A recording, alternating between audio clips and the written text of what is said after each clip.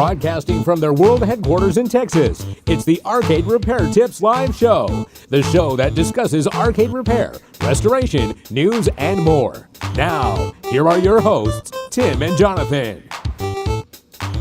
Hello everyone and welcome to episode 104 of the Arcade Repair Tips Live Show for October 2025. My name is Jonathan Leung. I'm the producer, director, and editor here at the Arcade Repair Tips video series.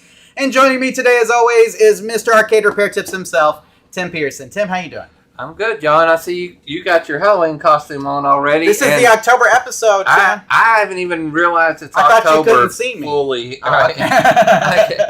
I'm like, I can't even grip my head around that it's actually October right now. Yeah, I'm telling you. I mean, it definitely doesn't feel like it outside. We're still running 90 degrees here, but at the same time, I'm excited that it is getting fall. Fall seems to be one of my favorite times of year now. I don't know. The older I get, I used to love summer as a kid. Mm-hmm. Springtime maybe as a young adult, but I think as I get older, maybe I'm in the fall stage of life. I don't know, but I like the fall a lot. I like the fall too, Tim. It does make me think of like football and other things, right? But I'm still probably a summer kid at heart. Mm-hmm. I don't know. There's just something about summer, and I think it's just baseball season, if nothing else. Maybe so, but the fall is very nice. And Tim, I will take fall over winter any day of the week. Yeah. So give me fall or give me spring or give me summer. I feel like winter is my least favorite of all. But we hope that you're doing well out there as you're watching the show tonight. Tim, we do have the live chat open. If you guys want to interact with us during the show, you can go ahead and join the live chat. Leave your messages over there. Tim, we have YouTube Punk. He's here. He says, been missing you guys. So, good. Welcome. Arcade Survival's here. He says, what's up from small town Indiana, Tim? Okay. And then we have Nate's here. He says, evening from Halifax, Nova Scotia, Canada. Tim. Nice. So we got people from, some from the United States, some in Canada, and we may even have some from around the world, Tim, depending on how the night goes tonight. But we hope that you're doing well wherever you are. Now, Tim, I asked you how you're doing. The last month has been pretty busy, I think, for both of us. So what's been going on in the last month for you? Gosh, September just kind of flew by. I just busy. Yeah, I'm working a lot. I haven't traveled much, although I do got a trip we'll mention in the after show coming up Sunday. I'll be headed to California to the LA area. So finally getting back out on the road a little bit, but just everyday grind. It just feels like that working a lot of hours and then every ounce of time I can spend with my granddaughter and just enjoying a little bit of time with that. Started off with a family reunion. Went to my family reunion. And about 150 people, I think, showed up. Wow, so I have a pretty big family. For sure. In Louisiana. So we kind of started off the month with a bang and had a good time. Got to take my granddaughter to see my sisters and a lot of people for the first time. So I have been good health-wise and everything else. What about you? I was not so good health-wise. I guess 2 weeks ago, I had COVID and strep at the same time. Wow. And COVID puts me down usually pretty hard, but you can imagine with the strep, it was like twice as bad. And so I am still not technically back to my regular energy levels yet. I just finished my antibiotics today, in fact. So I'm still kind of weak, which kind of stinks in a way. But, it is what it is, and I'm just glad to be upright again. Because, I was in bed there for a good, probably How does solid COVID 5 days. affect you? High temperature? I'll have a high temperature for 24 hours, and then I'll just be, sore and weak for a good while. And then with the strep, I was swollen all through here, and I have the sore throat, too. Oh, wow. On top of the normal COVID stuff.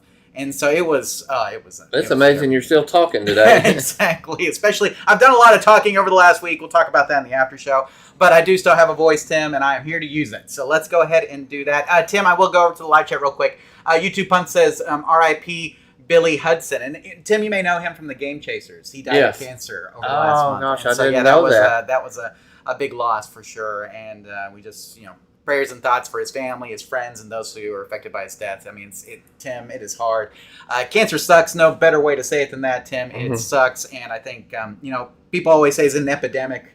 Of course it is, because pretty much everybody knows somebody who died of cancer. For sure. If I ask you guys to raise your hands, I bet a lot of you guys would be in that boat. I've got family who died of cancer. I've got friends who've died of cancer. And here's the thing. I know you guys may have all known somebody from our videos who died of cancer, and that's Ken. So Ken Graham died of cancer, Tim. Right. So, it's one of those things where I think it affects everybody, and it sucks. And just thoughts again and prayers for Billy Hudson and his family as they're going through this difficult time, for sure. But, Tim, let's let's pick it up a little bit. Yeah. I don't want to be sad. I want to be happy. We're here to do some arcade repair. So, guys, like we said earlier, you can interact with us during the show by leaving your comments in the live chat. We look forward to seeing those. Tim, it looks like Hugh Salam is here. He says hi. Hello. So there we go. We got some more coming in. But anything that you guys have, questions or comments, please leave them there. Now, Tim, we don't have any questions in the live chat yet, but we do have a nice outline of questions over the previous month. Are you ready to get started? I'm ready. Let's go. Then let's do it, guys. So this first question we have is a YouTube question, and it is from Benjamin Caps 5258, Tim.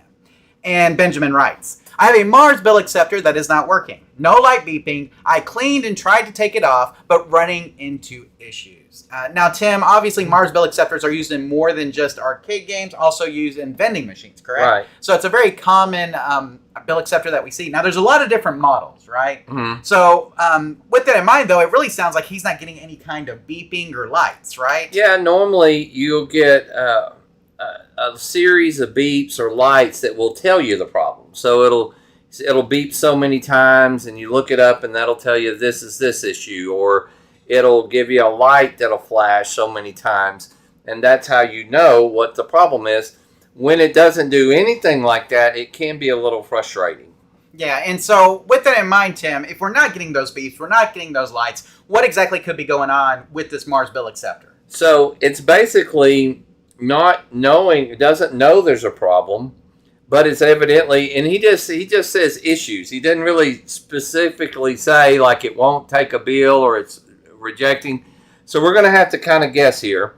But anytime that it's not working, obviously he probably can't get it to either dispense or take money. A lot of times that could be a multitude of issues, and we'll give him some tips on that. But a lot of times, just some common things. I would always check my wiring. Most of my experience with it has always been in, we had a Mars Bill Acceptor in the token machine at Chuck E. Cheese. We also had one in the ice cream machine. Right. Okay? The one in the ice cream machine would always do this if it was out of change. Okay. Because you would put money in and you would get change back. So let's say an ice cream was $1.50, you put in $2, give you 50 cents back. A lot of times when it did that, it was because it was low on coins and not able to make change, so it wouldn't take any money so that it didn't rip anybody off. Now, it wouldn't necessarily give you an error, it just wouldn't take money. Now, we should say we don't know if this is hooked up to a change machine Right. or hooked up to a game, right? Exactly. Like, he didn't give us that kind of detail. So what you're saying, though, is if it's a change machine, we need to make sure we have change. We need to make sure we have change. Sometimes it'll just shut off. Gotcha. Or if the kill switch, kind of like on video games, if that wasn't activated, back door was open or something, somebody's trying to rob me, I'm not going to take any money. It would kind of go into a mode like that where it just wouldn't do anything. Sometimes it's just simple wiring. Now, in the change collector, of course, we had so many tokens at Chucky, they very rarely ran out, and we would fill them way up, right? And we might even do that a couple times a week on a busy week like spring break or something. So when it wouldn't take then, a lot of times it would be like the kill switch, or it would be like it just was a wiring issue, like it wasn't getting a readout, okay? It wasn't able to tell you there's an error because it didn't think the thing was hooked up or something. So those are a couple things. It do have power supplies and stuff. If it's not reading the right amount of power, you may not get an error message because it's not able to know that there is an error. So that's about as much as I can help with the information that he's got. But if he can tell us specifically, he didn't even say what it's going to, it may just be in an arcade game. Correct. Right? And it may be, if I would say it's an arcade game, something that doesn't need to give change, then it's probably a wiring issue because it's not giving the credits or something. It may just be taking the bill, taking the money, and not doing anything. So those are some questions that we would need a little bit further on if he wants to tell us a little bit more about that. But by all means, what it's in and what kind of acceptor it is, there's a lot of information in those manuals, and that's how I learned a lot about them, was just reading the manuals. And they're really thick, and they're usually really good. Absolutely, Tim. Well, with that said, let's go ahead and go to the outline real quick, and let's summarize what you said. If you're not getting an error beep, then it's probably related to a wiring or switch issue somewhere, like Tim mentioned. A bad or not activated coin door switch can cause this, as well as a low change level if this is in a Bill Acceptor that dispenses change, for instance. Any additional details, such as the model, would help us troubleshoot your problem further. You may be able to find a manual or installation guide, depending on the model you have. And Tim, I threw the installation guide for the Mars VN2500, which has a wiring diagram and dip switch settings on it. So you may want to check, if this is the one you have, you may want to check it against that. If not, if you get us your model, then we can give you the manuals, like you said, Tim. And the manuals for these Bill Acceptors are very good, right? Yeah. You know, another thing while we're talking about, John, that I didn't even dawn on me, he didn't say if it was working and he just all of a sudden quit working. This could be a Bill Acceptor from the 1980s that doesn't even recognize our bills. True. So you would have to send it off and get it updated with the correct software. Think about how much different a $5 bill looks, a $20 bill, I think even a dollar bill. Maybe the dollar bill's about the same, but a lot of bills have changed over the years, and it may not be able to read it. So a lot of it, did he buy it and it was broken, or did it something happen, like it was working one day and then it quit? Right. I do know that several times we had to send ours in, and it wasn't something that we could do. Yeah. It wasn't like we could, I mean, there may be ways now, but, they didn't say, hook it up to the PC and, download the new software that'll recognize the new bills. Right. So that could be a problem too. For sure. Well, hopefully that gives Benjamin a little bit of a place to start, at least, Tim. Now, I linked that manual down below in the show notes too, Benjamin, so if you want to check that out, you can see it. But again, if you get us your make and model of whatever Bill Acceptor you have, we assume it's Mars, obviously, but if you get us the model of the Bill Acceptor you have, we can probably get you a manual for that. And that may be the handiest thing to have, more than even the help that we've given you today, right, Tim? For sure. So just get back with us with your model, and then we can help you out further from there. Tim, do you have anything else for me? No. Okay, just making sure. So Benjamin hopefully answers your question, and good luck getting your Mars Bill Acceptor back up and running. I'm going to come over to the live chat here, Tim. Just a couple of things. Nate says, I have a token machine that sometimes, maybe twice a year, accepts a bill and keeps it stuck inside the machine until 10 minutes, and then it spits it out. I assume it thinks it's fake. What would you do about that if you have a problem with reversion? Well, usually if you're having bills that get stuck, or they're going through and then eventually spits back out, you're right. But most of the time, your rollers and stuff in the back, it needs cleaning. All right, so clean the rollers. On the acceptor itself. I would clean those. If he hasn't ever cleaned it, the rollers should be white. Uh-huh. And I've seen them just look black because of there's nothing much dirtier than your money. That's right? true. That's true. And a lot of putting bills and stuff in there, they get really dirty, and eventually they'll do that. They'll accept the bill, then they'll just kick it back out. Now, that's a long time in between, so it could be that he needs a software upgrade for sure. Okay, sounds good. Hugh Slalom says, what's a good way to start learning basic arcade repair? I don't know circuitry or how to solder, Tim. So what would you recommend for Hugh Slalom here as far as getting started? I would go to www.arcaderepairtips.com. That's a good way to promote the site. Well, realistically, we do, if you're here, you probably saw a video or something. We literally have a bunch of them, and everything's available online, and then some on DVD still, right? Yes. So that we try to go from the very basic, but I would look at some of the articles that we posted from your first arcade toolbox and stuff like that, and basic troubleshooting. I know we have some videos like that that may help you, and by joining in this chat and anything that we have a lot of guys with experience here. Some are here just to kind of listen along, and some are here to contribute. Some probably know as much or more than we do, and we appreciate those guys because iron sharpens iron, and we challenge each other. So you're in the right place to get help with that. A little bit of understanding with electronics and stuff. One of the best sites, as everybody here knows, is therealbobroberts.net. Yep. And that's where I learned a lot. Also, if you can get a copy, either digital or manual of the Atari, the book by Atari. It was written back in the 70s and 80s when these things were new, so it really broke it down like this is how you solder a wire. This is how a power supply works. it really, and it's thick, right? Yes. And I learned a ton just from that book. So those are a couple resources, our page, our videos, Bob Roberts' site, and probably the book by Atari, and anybody else that wants to chime in. If you have any of those things, we'll be glad to help you. But those are some really good places to start, especially for beginners.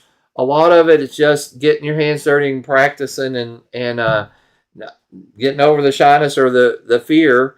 Most of stuff is pretty easy to learn if you're teachable and just want to spend a little time.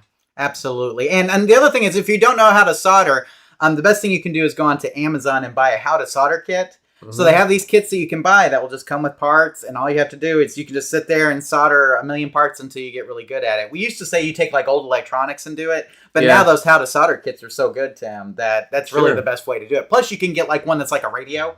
So, like build a radio and solder the parts on there, and you have an AM FM radio afterwards to listen to the baseball games like I do, Tim. Right. Or you can get, there's one that's a Bluetooth speaker, like a little kit that you can get. You solder some parts and it becomes a Bluetooth speaker. So any of those how to solder kits that are on Amazon, you just search for how to solder on Amazon, you'll find some kits. They're not very expensive. A lot of times they'll run you somewhere like $10, $15, maybe $30 max. And it's a great way to get started in soldering and even learning a little bit about parts and circuitry and what they do as well. Yeah. So basic electronic knowledge, that's really what you want to go to for that. Specifically for arcade repair knowledge, you need to check out all the sources like Tim mentioned. So, including us. Yep. So, for sure. Hopefully we can help. Yes. Let's see. YouTube Punk says buy the 5-volume set. Obviously we only have 4. But the 5-volume set, there you go. Regzer Show says, hey guys, I found a switch on my coin door of NBA Jam that looked like a Lee switch. Found out it's a tilt switch for an arcade. It didn't work though when I pressed it. Have you seen these, Tim? Yes. Yes, you've seen these. So this is really, I guess, tilt doesn't really matter too much in arcades, but it does. It's more like an alarm, right, Tim? Right. Yeah, so like to prevent people from breaking in. Exactly. So what would happen is somebody would try to break in the machine, and that tilt would go off, and either an alarm or something, or the game would just quit working. So they couldn't just open it and start flicking switches and get a bunch of credits. Sure. So if yours didn't do anything, it's probably disconnected somewhere down the line, or that particular game may not have had something that it could have worked with. Yeah, for sure. It might have been a conversion or something. Yeah, for sure. So, I mean, we've seen them before in games, but some games have them hooked up, some may not. An operator may have said it was really annoying, so he just unplugged it or whatever the case may be. But we have seen them before. Tim, I saw one time like they had a huge like bullhorn inside wired to one of those. And then when you hit it, that thing would just boom, big alarm. Think about the pusher machines. Yes. We used to have some at Chuck E. Cheese, and people would shake them. And we had those set where if you shook the game, it would hit that and it wouldn't pay out. Yeah. And coins might drop, but for like 30 seconds or something, it would quit paying out and wouldn't count all the credits.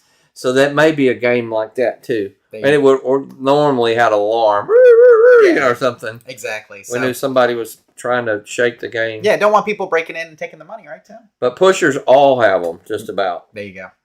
So, Hayesville Arcade, thank you guys for the helpful videos. You guys helped out a lot, Tim. So there you go. Oh, good. Thank you. YouTube Punk, pretty sure that Atari book is on the Internet Archive. It is. And we have a link to it also in our, I think, recommended books for arcade repair post on our website. There's at least 2 links to it there. But I will tell you this, having a printed copy makes it a whole lot easier. Yeah. Because the PDF, I mean, it's huge. It's a big book. Yeah, it's big. So it's better to have even if you have it printed out. Tim used to have a printed copy that we would refer to quite a bit. That was just printed off the PDF. It's a lot of pages, but it's definitely worth having a hard copy so that way you can reference it really quickly.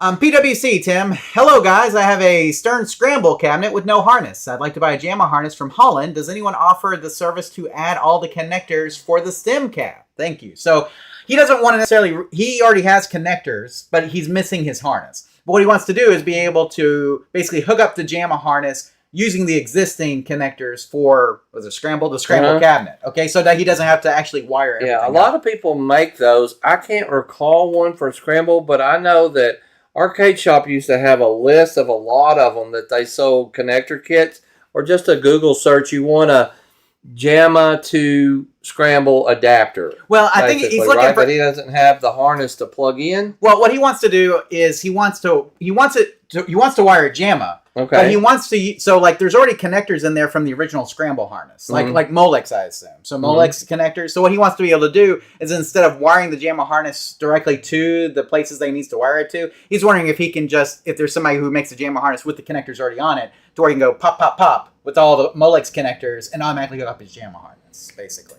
I don't know of any. Yeah, that me neither. I can make your own. Yeah, so you can make it. So if you knew what kind of Molex connectors you had, you could order the Molex connectors, if they're male or female pins, order that, and then just take the wires from the JAMA harness and pop them into the correct positions on the pins. As far as a ready-made thing, though, I'm with Tim. I don't think we've seen anything like that. You could definitely roll it yourself, roll your own, like we say, Tim. But as far as ordering one already ready to go, that'd be a little bit more difficult. Now, you could always just wire the JAMA harness up without the Molex connectors and just wire it directly to the places that it normally goes. Just like we show in our video on wiring a cabinet with the JAMA standard, you could do that same kind of thing. But having the Molex connectors is handy. Unfortunately, if you want to do that, you're probably going to have to order the Molex connectors yourself, put the wires in the connectors with the pins, and then hook it up that way. You won't probably find anything ready-made for that. There may be somebody out there. If you check like KLOV, there may be somebody who would make something like that for you. I don't know what kind of cost it would be. It's not super time consuming, I would say, especially if you knew what all the pinouts were, which you should on Scramble. But at the same time, it's not. The demand for that is probably pretty low for the most part, which is why something somebody's going to mass produce. Right, exactly, because there's just not enough Scramble cabinets to convert to JAMA. Is what it comes down to. So I think if you wanted to make your own like that, you could order the opposites of the Molex connectors you have currently in your cabinet and do it that way. But otherwise, you're probably not going to be able to do it that way. You could just always hook up the JAMA harness just normally, just running the wires to the places that they go. Or you could order your own Molex. It's kind of your options there. Let's see. I'm just looking down here. I think we're pretty much caught up, Tim. There's a little bit PwC says he doesn't have the skills to do his own like that. And if that's the case, that's okay. If I were you and I was just starting out, Tim, I think I would just wire the JAMA harness directly with it. Just wire the JAMA harness just like you normally do. So I'd probably rip all the wiring out of the cabinet and kind of start from scratch. Leave the power supply section maybe, especially if you have a switching power supply. If not, you may replace that as well. But I would probably just wire up the cabinet using the standard JAMA harness, hook the monitor wires up to the monitor connector that you currently have. You can splice into those wires there. And then run the control panel wires to the control panel. We show the entire process on wiring a cabinet using the JAMA standard. So you can easily do it that way, right, Tim? Yep. So watch that video. It probably will help you understand that a lot better. Yeah, for sure. Okay, Tim, I think we're caught up. Okay, let us go to our next question here, Tim. And this one is from Adam. And Adam writes, I'm trying to fix up an old 1989 Jellicoe Astyanax. Okay. It takes me a minute. Seen this. Okay. I've seen it before, Astyanax, Tim. However, the monitor is giving me some issues. At first, I just had a white line across the screen, so probably collapsed, Tim. But now I've been able to get most of the picture to show up. But no matter what calibrating I do, the image is just replicated over itself multiple times across the screen. The neck light on the monitor does not have any light showing up. I have been told it might be a video card / RAM issue. I was wondering if you could give me some insight. Okay, Tim, we have Adam who has an Astyanax. Okay. Astyanax, Tim. And he's having monitor issues. Now, it started out, it sounds like, with collapse. Okay, but he was able to get it out of collapse. And now he's getting this thing where he's saying that the monitor is just replicating itself over and over again. So, Tim, with that in mind, what do you think Adam can do with his Astyanax in order to get the monitor back up and running? Well, a picture would help because there's a scroll that some games do. You just can't get them dialed in. They just kind of keep scrolling, or they'll move and then they'll just shift up a little bit. That's a pretty common problem. You can adjust the horizontal and vertical holds to try to get that out. You might need to watch our video on adjusting an arcade monitor. But my fear is that he may have the wrong monitor all the way around, like for that game. Sure. So different games require a monitor with different resolution. Okay, and I think that one is a standard resolution, and you may have a medium res monitor which will never work right in there. Correct. So we need to know a little bit more information, like what kind of monitor is in there. If you're not sure, send us a picture, and we can go into a little more detail and try to help you with that. For sure, Tim. And picture of what your screen is exactly doing. Right, so what I did here, I'll go ahead and show the outline here. I just took an Astyanax cabinet and put our little leads hold adjustment over it so he could see. Okay. But a replicated or repeated image across the monitor is usually caused by either like a hold or frequency or resolution issue. So the first thing we would recommend is just start with the hold. So see if you can adjust the horizontal and vertical hold on the cabinet to see if you can get the picture dialed in. Okay, if the issue continues, you can try the other adjustments as well. If you have a frequency or sync adjustment, you can try those if your monitor has those settings. Now, like Tim mentioned, this could also be caused by a resolution mismatch with your monitor. According to KLOV, Astyanax is a standard resolution game. If you have a medium resolution monitor installed in your cabinet, it may cause this issue as well, to where we have this replicated screen. But overall, Tim, this is probably something with like either a monitor issue or some sort of resolution issue, like you mentioned. But I would try the hold first, because the way that he says it's replicating itself, if the hold is really out of whack, you will notice that the image almost like you're getting 2, 3, or 4 images sometimes. Right. And so hold adjustments are easy. Like Tim mentioned, just check our video and post on adjusting an arcade monitor, and that'll give you a great place to start. Of course, if you need additional help, give us a little bit more details. If you know your monitor make and model, that would help. Or if you want to take some pictures and send them to us, we could help you out further. And I'd like to poll the chat room right now. How many of you actually played that game? Astyanax? I've never played it. I think I played it in MAME, Tim. I don't think I've actually seen a cabinet before.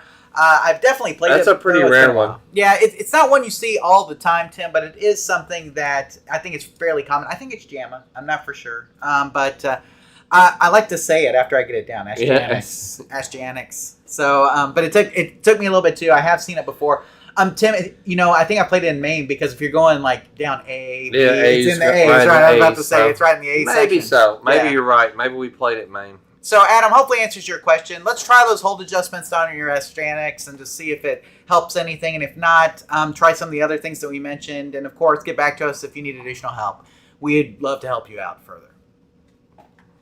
I guess we're going to see if anybody's played Astyanax, Tim. So we're still over here in the live chat. It's quiet over there. Everybody's quiet right now. YouTube Punk was really helping out Hugh Slalom, Tim, which I think is good. So that's good. And they mentioned the Game Preserve, Tim, over in Houston. So Game Preserve is fantastic. It's run by several of our friends there in Houston, and they have 2 locations now, Tim. And it's a wonderful place to go play. They do have a cover charge that you have to pay for. I don't know what the dogs are doing. Sorry, my dogs.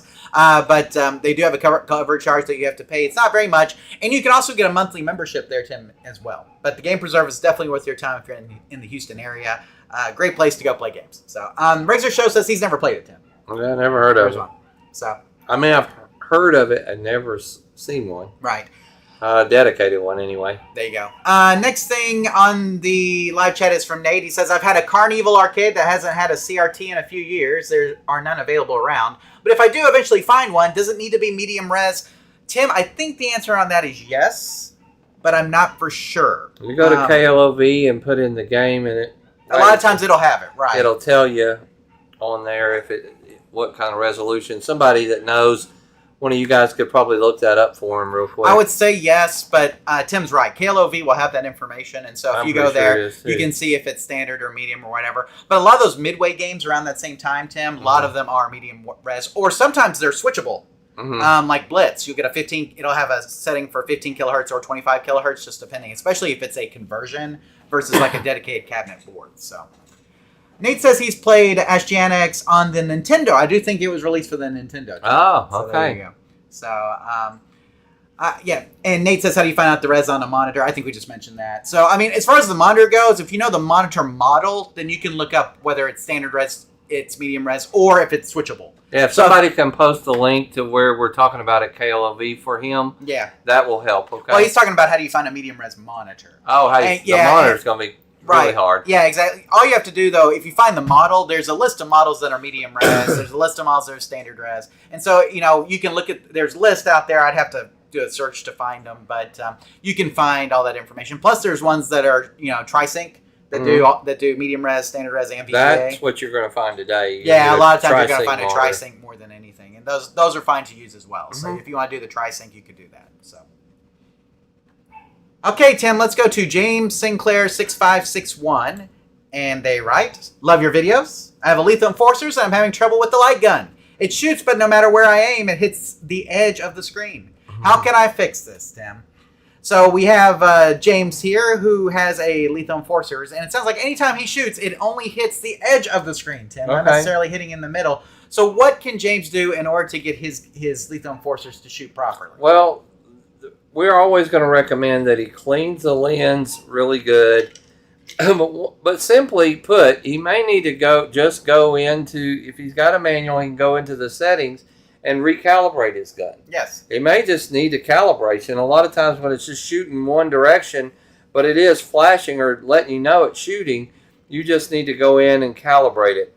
After that, we've got a video about light guns and stuff. There's several things that you could try, but most of the time if it's a circuit board inside the gun, you need to replace that, or it's a lot of times it's easier to replace the gun. Or the optical sensor, Tim. Yeah, that's the pretty sensor, common as well. for sure. Now, here's the thing. I don't think the Lethal Enforcers has the gun calibration, if I remember correctly. And so if that's but it does have in the manual a lot of steps that you can do in order to help with this issue. Okay. And so we would recommend you checking out the manual for some tips there. A lot of good troubleshooting there. But a lot of the troubleshooting is like what Tim mentioned. It's going to be clean your CRT screen. It's going to be check your light guns to make sure they're hooked up properly. Check your optical sensors. Check your board inside. Those are going to be the big things. If the voltage is not right, it'll cause a lot of issues. Yes, it will. And so that's another thing to check as well, is to make sure your voltage is correct. Because, yeah, if the guns are not getting correct voltage, then you can have some weird kind of off-shot stuff like this as well. Let me go ahead and put the outline up here, Tim, so we can talk about it. So let's start off this repair by cleaning the lens in the light gun and cleaning your CRT screen. If you open up the light gun to clean the lens, check the optical sensor while you have it open. Tim, I can't tell you how many times we open up a light gun and the optical sensor is like, what would we say, cattywampus? Yeah. Is that a good way to say it? Cattywampus, yeah, it's kind of moved or something. It's not pointing directly out the lens, right? Or for some reason. And so when you open up the gun to clean the lens, make sure you check that the optical sensor is in good shape and that's making a good connection to the board. Let's see. We'd also recommend checking out the manual like we mentioned before. Got a link here. Link is also down below in the show notes if you want to check that out. And we do have a post, like Tim mentioned, on troubleshooting light gun issues that will teach you several other techniques that you can try in order to get your light gun game up and running. Tim, anything else for James here before we move on? I don't think so. Sounds good. So, James hopefully answers your question. And good luck getting your Lethal Enforcers back up and running. Now, the good news about that light gun issues video, Tim, is that we use Lethal Enforcers for our game. That's right. So that should help you, if nothing else, for sure. So make sure you check that out. Coming over to the live chat, Tim. Joe's here. He says, I'm tardy, but I'm at the party. So there you go. Welcome, Joe. Here, you're never late, Tim. You're always on time. That's right.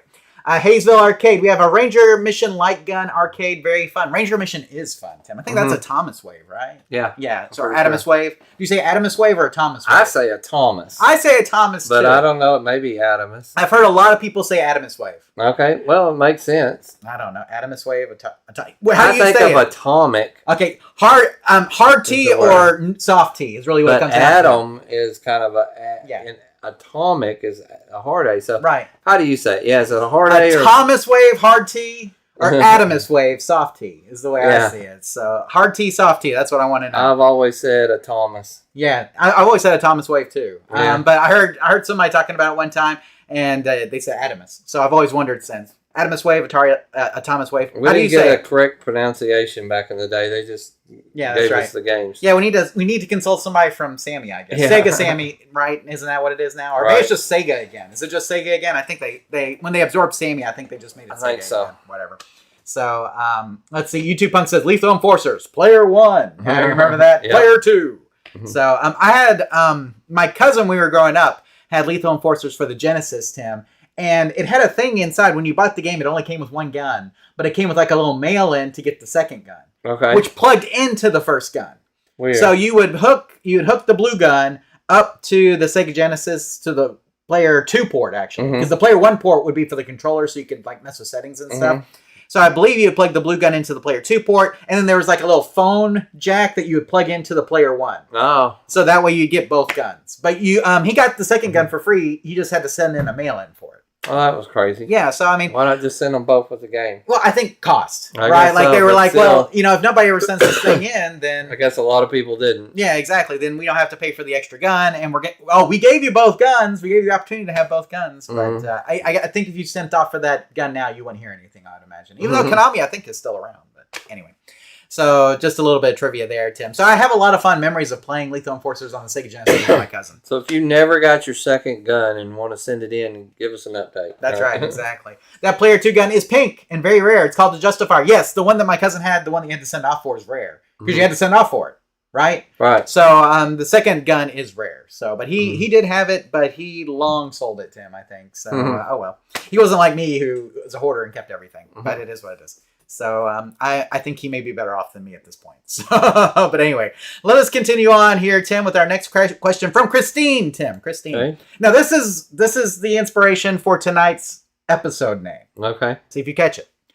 Hi, I love your videos, but I'm a complete novice. I bought this machine and everything was working great, except the back was off the machine, the back door, Tim. Mm-hmm. When moving it, someone hit the square doohickey connected to the yoke and the monitor. I made sure all the wires are connected, but it's still playing blind. Please help me. I'm pretty handy, and I'm sure we can figure it out if I have your help. Please help me again, Christine. Right. I added the again just because she said it once already. Okay. Okay, so Tim, that is the inspiration for tonight's title. Hit the square doohickey. Okay. Okay, so Tim, Christine, it looked like a very nice Miss Pac-Man Galaga. Probably some sort. It looks like just a conversion from something. Okay, but it may have had a 16-1 in. I don't know, but it was working until somebody hit the square doohickey that's up to the yoke and the monitor when the back door was off. Okay, well, so go ahead, give us your diagnosis. I have Dr. plenty Tim. of experience with damaging that doohickey. Yeah, that's right. Also, I guess we would not call it the neck board. Yes, neck board. And the neck board itself is pretty fragile. Yes. It's not so much the board, but it's the pins on the back of the monitor. So anytime that gets hit, pins can be bent, break, it comes undone. Make sure it's on there. But the worst case scenario, a lot of times it will crack that tube. And once that's cracked, you're basically toast. There's nothing. You're going to have to get a different tube. Or you damage that neck board or the doohickey part, the square doohickey. Once that gets, we've seen a ton of those that are broken and cracked, and it's no good. So you got to figure out what you broke. I'm assuming it's working before then. Yes, and she said it was. It was. So the best thing right now at this point is probably get a different monitor. Okay. In my opinion. Okay. Well, Tim, with that in mind, let's go ahead and talk about some scenarios here for Christine. First off, the square doohickey, like Tim mentioned, that you're describing, sounds like the neck board. And Tim, this is a picture of the back of the cabinet. I didn't show it in the first one, but this is the picture of it after the square doohickey was hit. Okay. So one of two things probably happened. Number one, the neck board flexed and is no longer making a good connection to the tube. Two, the neck of the tube is broken.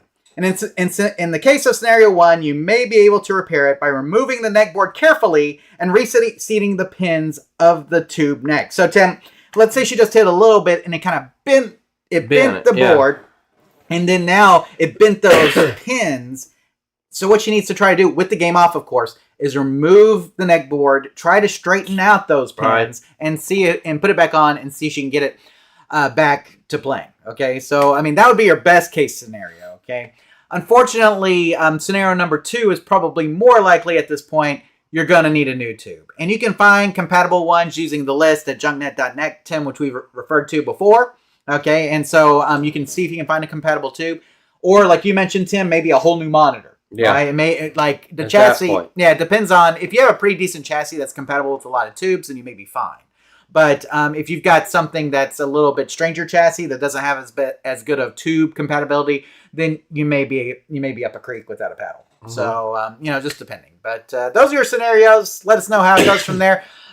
Tim, anything else you want to say to Christine before we move on? Yeah, let us know, Christine, if we can help more. I hope that you understood all that.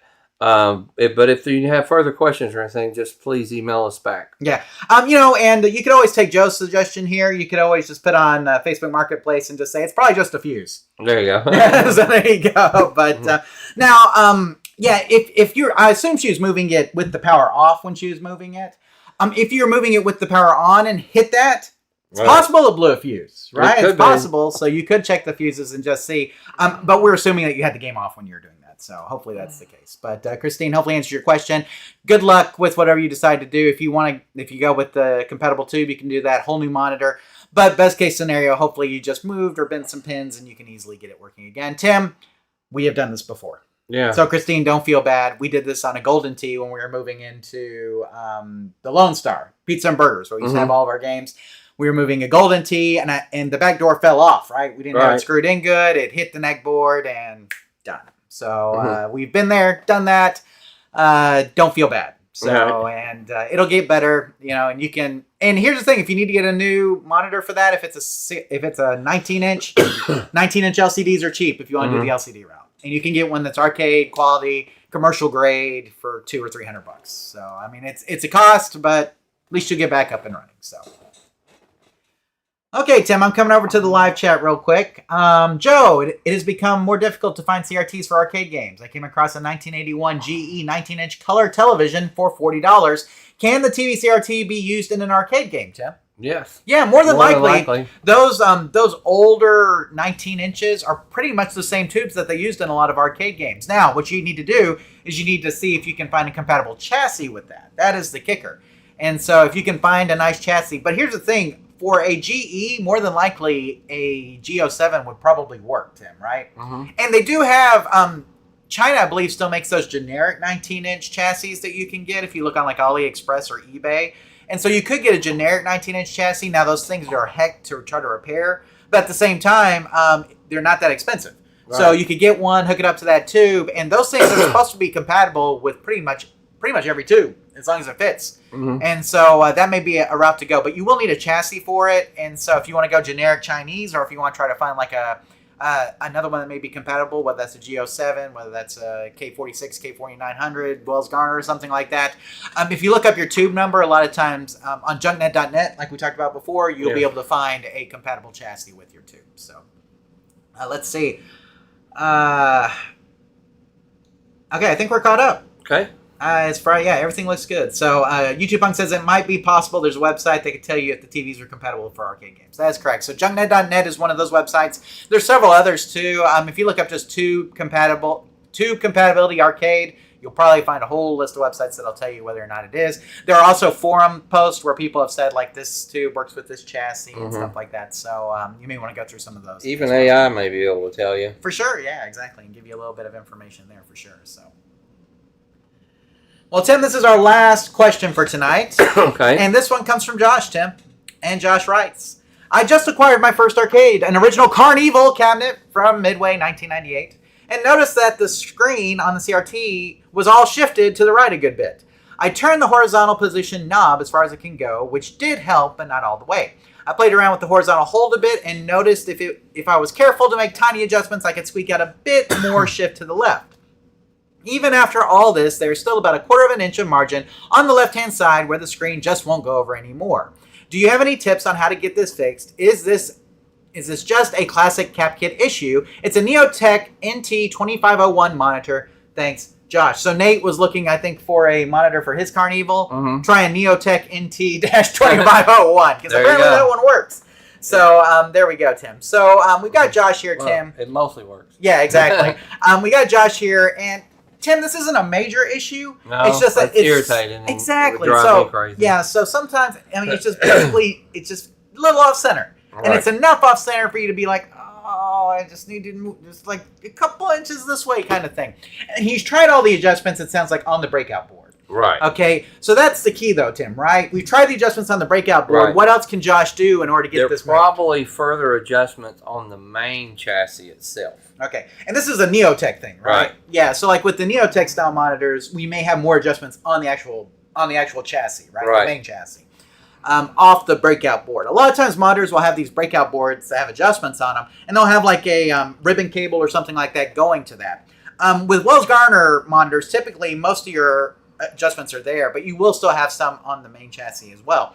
With Neotech, you'll have a lot more on the main chassis, I feel like. Right. And you'll have some They're of those really breakout hard boards to as get to sometimes. Exactly. And so what you're thinking is there may be an additional adjustment on the main chassis that he's not able to modify with that breakout board. Exactly. He's doing all he can with that, but he needs to go on the main chassis and probably adjust some. So, Tim, we actually got an update back from Josh, and guess what? Okay. It's exactly what you said. Additional. So we said there may be additional adjustments on the main chassis that are not on the breakout board. Try checking around the outside of the main chassis to see if there are any additional adjustments. And then Josh wrote back and said there was an additional horizontal position pot on the monitor board. It was very hard to reach, like you mentioned, Tim. I had to remove the louvered vent from the top. Now, Tim, I don't know what kind of cabinet he has, but we know what those louvered vents look like on the top, right? And so he had to actually remove that to get to the pot.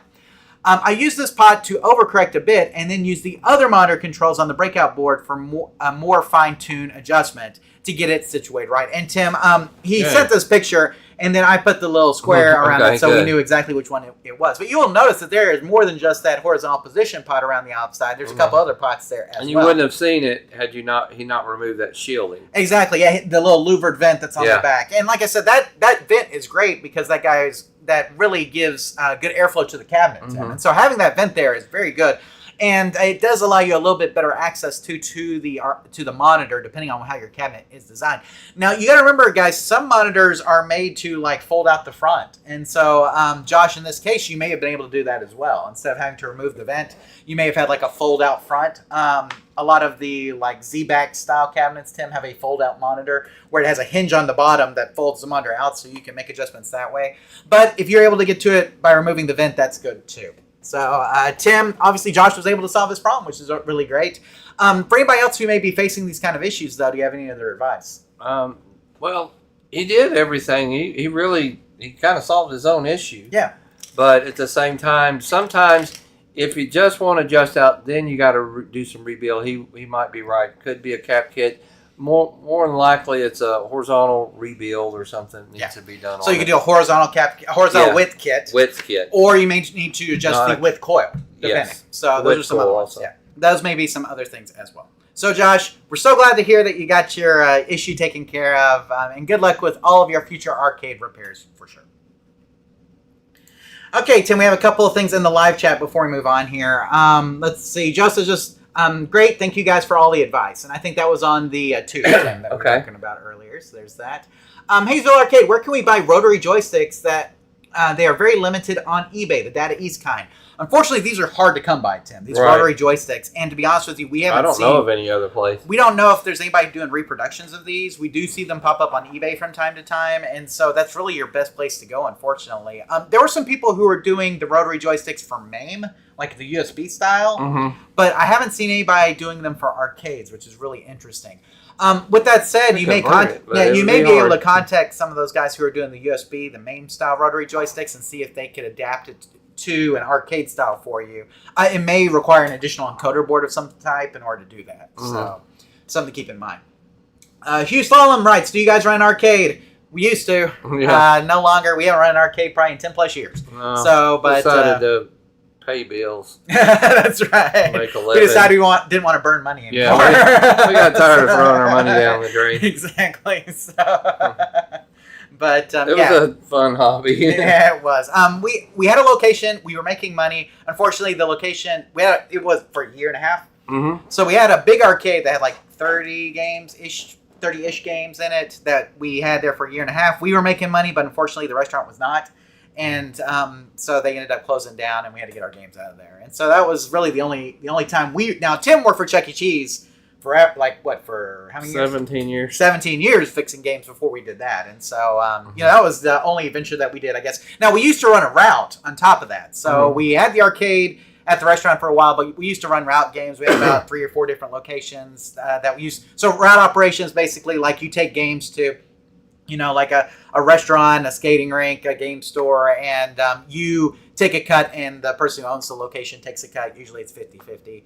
So, but we did have a route for a while where we had games on location, and we were making money that way. So we've had a lot of experience just in the arcade operation and route stuff as well, as far as, and actually having an arcade as well. So good stuff. So let's see. Hugh Slom, can you 3D print joysticks? I bet you can. if you find the right, if you find the right plans for them and everything, you can probably 3D print your own joysticks for sure. Okay, is that everything? I think so. I think we're caught up. Well, Tim, we didn't have a lot of questions this month, and you know what that means. That means we're going to do a quiz. Okay. It's quiz time. Okay, so everybody, if you guys want to join in to the quiz, we need you to go to, play.triviamaker.com, I believe. Play.triviamaker.com. And Tim, this month it's a spooky quiz. Because you know what? It's Halloween. Did I mention I'm wearing my Halloween costume? Okay, just making sure.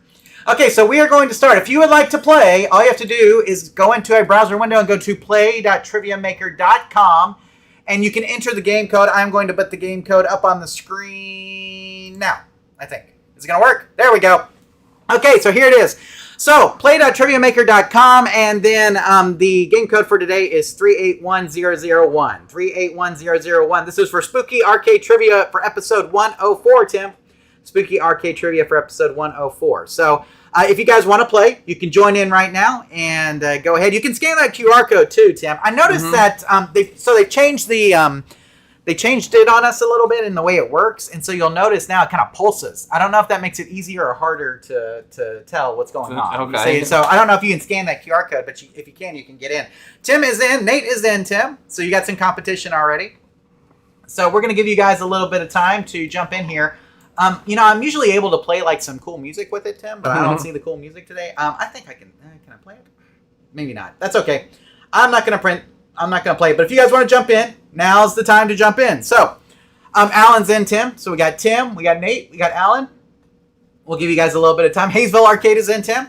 So we got some people in here. We're going to give you guys here a couple minutes to just kind of get in here. So tell us a little bit about the theme. He says, I know nothing. Yes. So well, you knew what the topic was. Spooky quiz. So this is all spooky Halloween style games. Okay. Okay. These are all arcade games that have like a spooky theme. Okay. Right.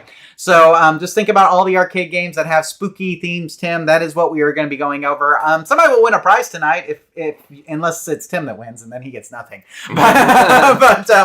Digital Jazz is in, Tim. Last month was a fluke. That's right. Last month, Tim actually won. YouTube Punk is in here, Tim. We got 7 players so far. We'll give everybody just a couple more minutes here to get in. Hey, I did get movie tickets. You got movie tickets? Well, I got offered. Well, yeah, exactly. We were going to go out of town. So we should talk about that. We were going to go to see Tron Ares, and then Tim had to go out of town on the night. We'll just see it when you get back. Okay? Yeah, so when you get back, you give me a call, and we'll just go see it one day, because that way we'll do it. 7 players, Tim. Are there any more? I'd like to get to like a nice even number of 8. That'd be good. 8. Anybody? Is anybody going to be our 8th player? Jump on in, guys. Fun. You can do this. So we'll give everybody just a little bit more.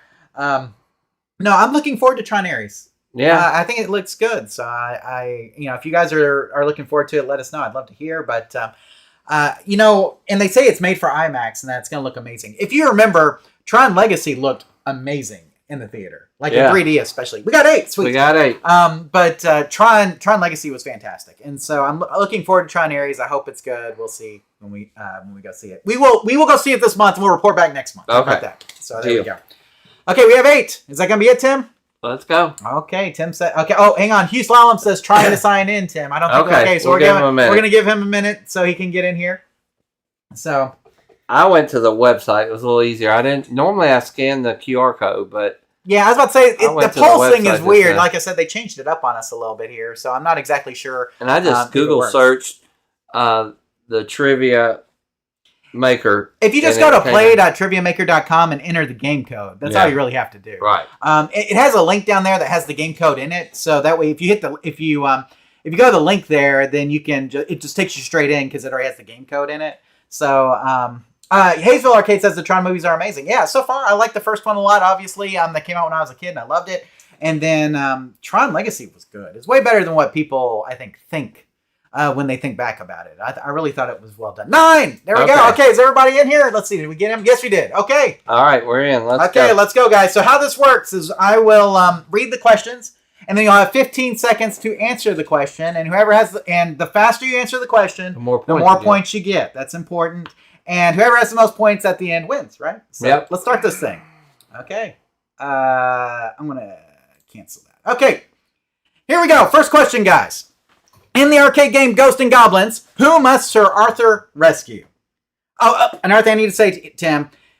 make sure you follow your app and not The the screen. Okay, so when the app tells you that you need to answer, that's when you answer. Okay, so don't follow. If you follow the YouTube video, we may be a little bit behind on that. Okay, and so you definitely want to follow your screen. Okay, so everybody's reading the question. Okay, you ready? In the arcade game Ghosts and Goblins, who must Sir Arthur rescue? Here we go. The answers are his brother, his princess, his kingdom, or his pet raven. Is that what it is? So his pet raven.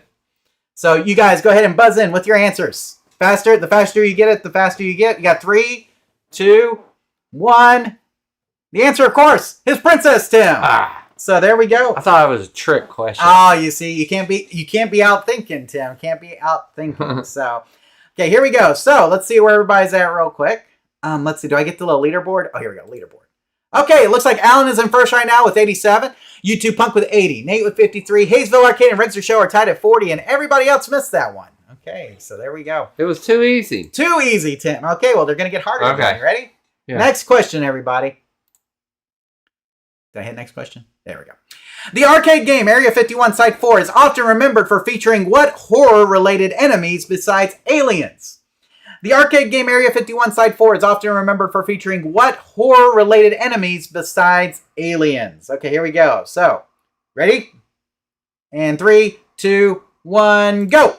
The answers are werewolves, vampires, mutant zombies, or evil clowns. The arcade game Area 51 Site 4 is often remembered for featuring what horror-related enemies besides aliens? Werewolves, mutant zombies, evil clowns, or vampires, Tim?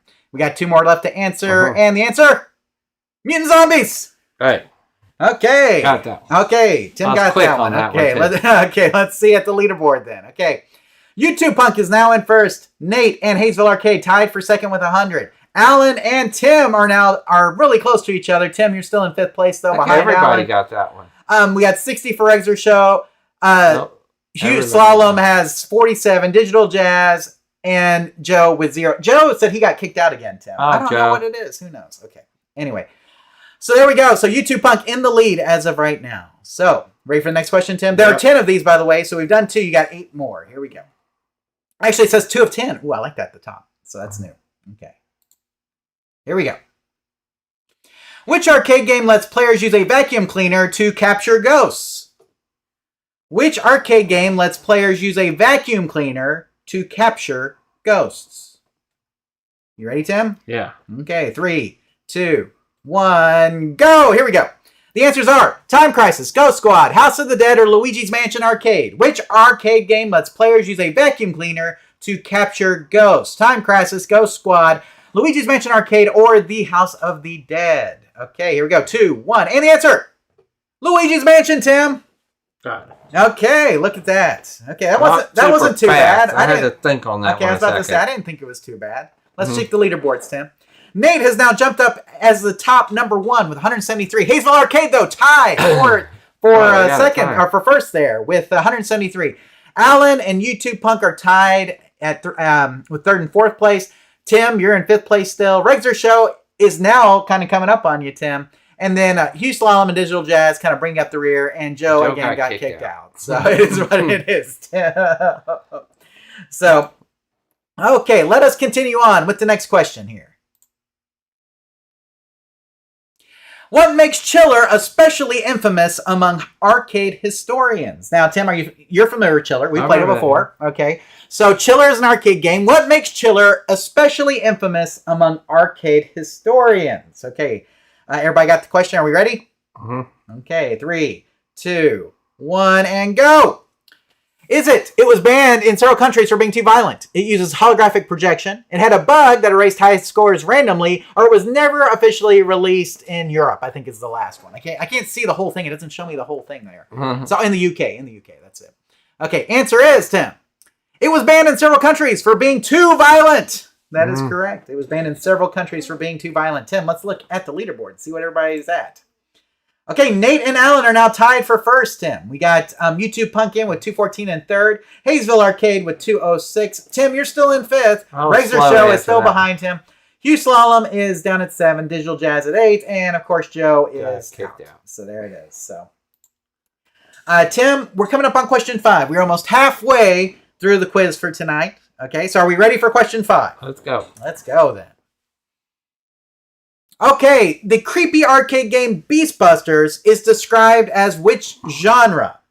The creepy arcade game Beast Busters is best described as what genre, Tim? Okay, 3, 2, 1, and go! The answers are fighting game, beat 'em up, light gun shooter, or puzzle game. The creepy arcade game Beast Busters is described as which genre, Tim? Fighting game, beat 'em up, light gun shooter, or puzzle game, Tim? 3, 2, 1, and the answer is, Tim, light gun shooter. Missed. Oh, missed it, Tim. Okay, light gun shooter is the answer, Tim. Let's take a look at the leaderboards now after this is at the halfway point, Tim, of our quiz. So let's see what we got here. Nate and Alan are still at the top, 1 and 2 with 220. Nobody YouTube Punk got in it. third, 214. Hayesville Arcade with 206. Tim still in fifth. Fraser Show still in sixth. And it doesn't look like many people got it, Tim. Yeah, that was a hard That was one. a tricky one for sure. Tim, you remember the Beastbusters cabinet. If you saw I it, do. you would remember it with the guns. With Okay. the guns. Yeah, I was about to say, that was you like, would remember it. after I touched mine, I was trying to hurry. Yeah. So, because Sounds we've like, seen that at it's a auction slight quite gun. a bit. So, Mm-hmm. okay, so halfway point, guys. Now it's time to continue on here. Let us go on to question 6. So here we go, Tim. In Darkstalkers The Night Warriors, which of these characters is a vampire? Okay, so this is a fighting game, Tim, by Capcom. Mm-hmm. You may remember Darkstalkers. In fact, we owned one at one did. time. We had it at a location. In Darkstalkers The Night Warriors, which of these characters is a vampire? Okay, here we go. 3, 2, 1, and go! Here we go, Tim. Okay, is it Bishamon, Lord Raptor, Felicia, or Dmitry Maximov, Tim? In Darkstalkers, The Night Warriors, which one of these characters is a vampire? Is it Bishamon, Lord Raptor, Felicia, or Dmitry Maximov, Tim? Total guess. Okay, and the answer, Dmitry Maximov is the answer. So, let's see how everybody's doing after that one real quick. Okay, Nate has taken sole control of first place with that answer, Tim. We got Hayesville Arcade now has moved up into second. Tim, you have moved up into third. Alan and YouTube Punk have dropped down to fourth and fifth. Regzer Show in sixth. Hugh Slalom in seventh. Digital Jazz in eighth, who looks like got that one right, perhaps. And Joe still at 0.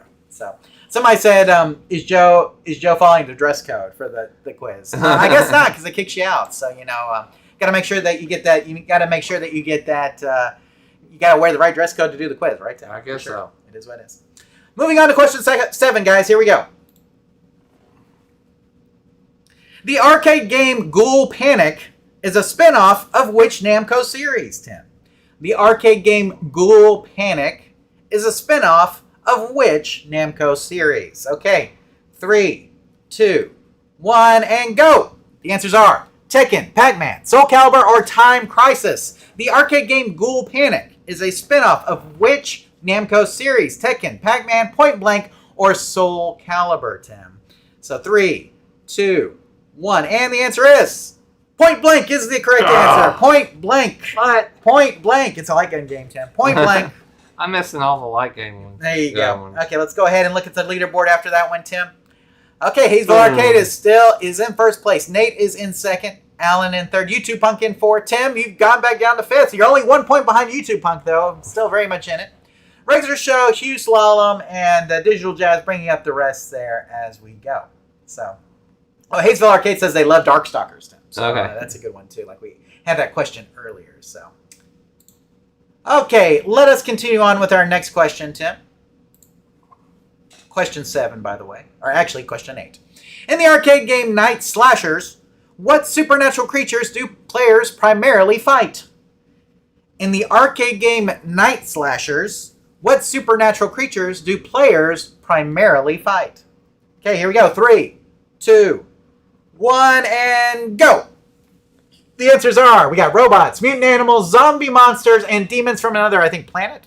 Robots, mutant animals, zombies, and monsters are demons from another planet in the game Night Slashers. What supernatural creatures do players primarily fight? And the answer is, Tim, zombies and monsters! Zombies and monsters, Tim. So, there you go. is that your Zon from My Price is Right? There you go. Okay, here we go. Night Slashers is a great beat 'em up, is what Nate Berg said. Welcome. Oh, sorry. I played the theme song. Didn't mean to do that. Sorry, I played the theme song. We'll do that later. Okay, let's go ahead and do the do the scoreboard here, Tim. Hayesville Arcade is in the lead. We got Nate in second, Alan in third, YouTube Punk in fourth. Tim, you're still in fifth. And then we got we got Rexer Show, Hugh Slalom, and Digital Jazz bringing up the rear there. And Tim, there hasn't been a lot of movement except maybe in the top three, I feel like. The last two are going to bring me through. Okay, we got... two more questions here, Tim. Okay, let's go to our next one.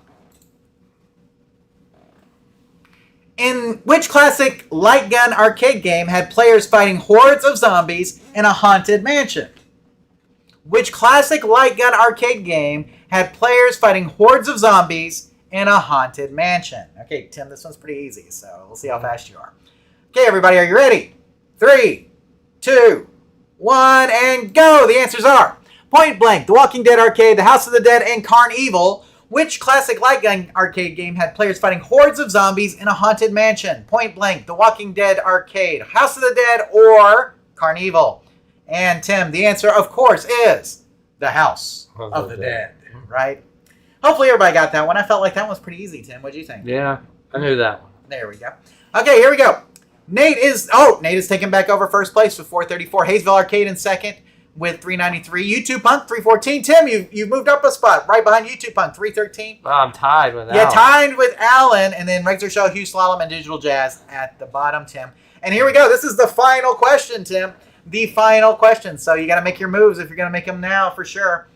YouTube Punk says, if I beat Tim, I'm going home a winner. So there we go, Tim. And YouTube Punk says, a distant fourth.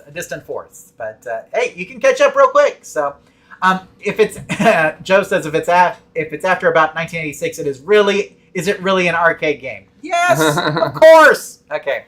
Last question, guys. Make it count. Here we go. Haunted Castle is an arcade version of which famous video game franchise? So the arcade game Haunted Castle is an arcade version of which famous arcade franchise, Tim? Okay, are we ready? 3, 2, 1, and go! The answers are Devil May Cry, Silent Hill, Resident Evil, or Castlevania. Haunted Castle is an arcade version of which famous video game franchise?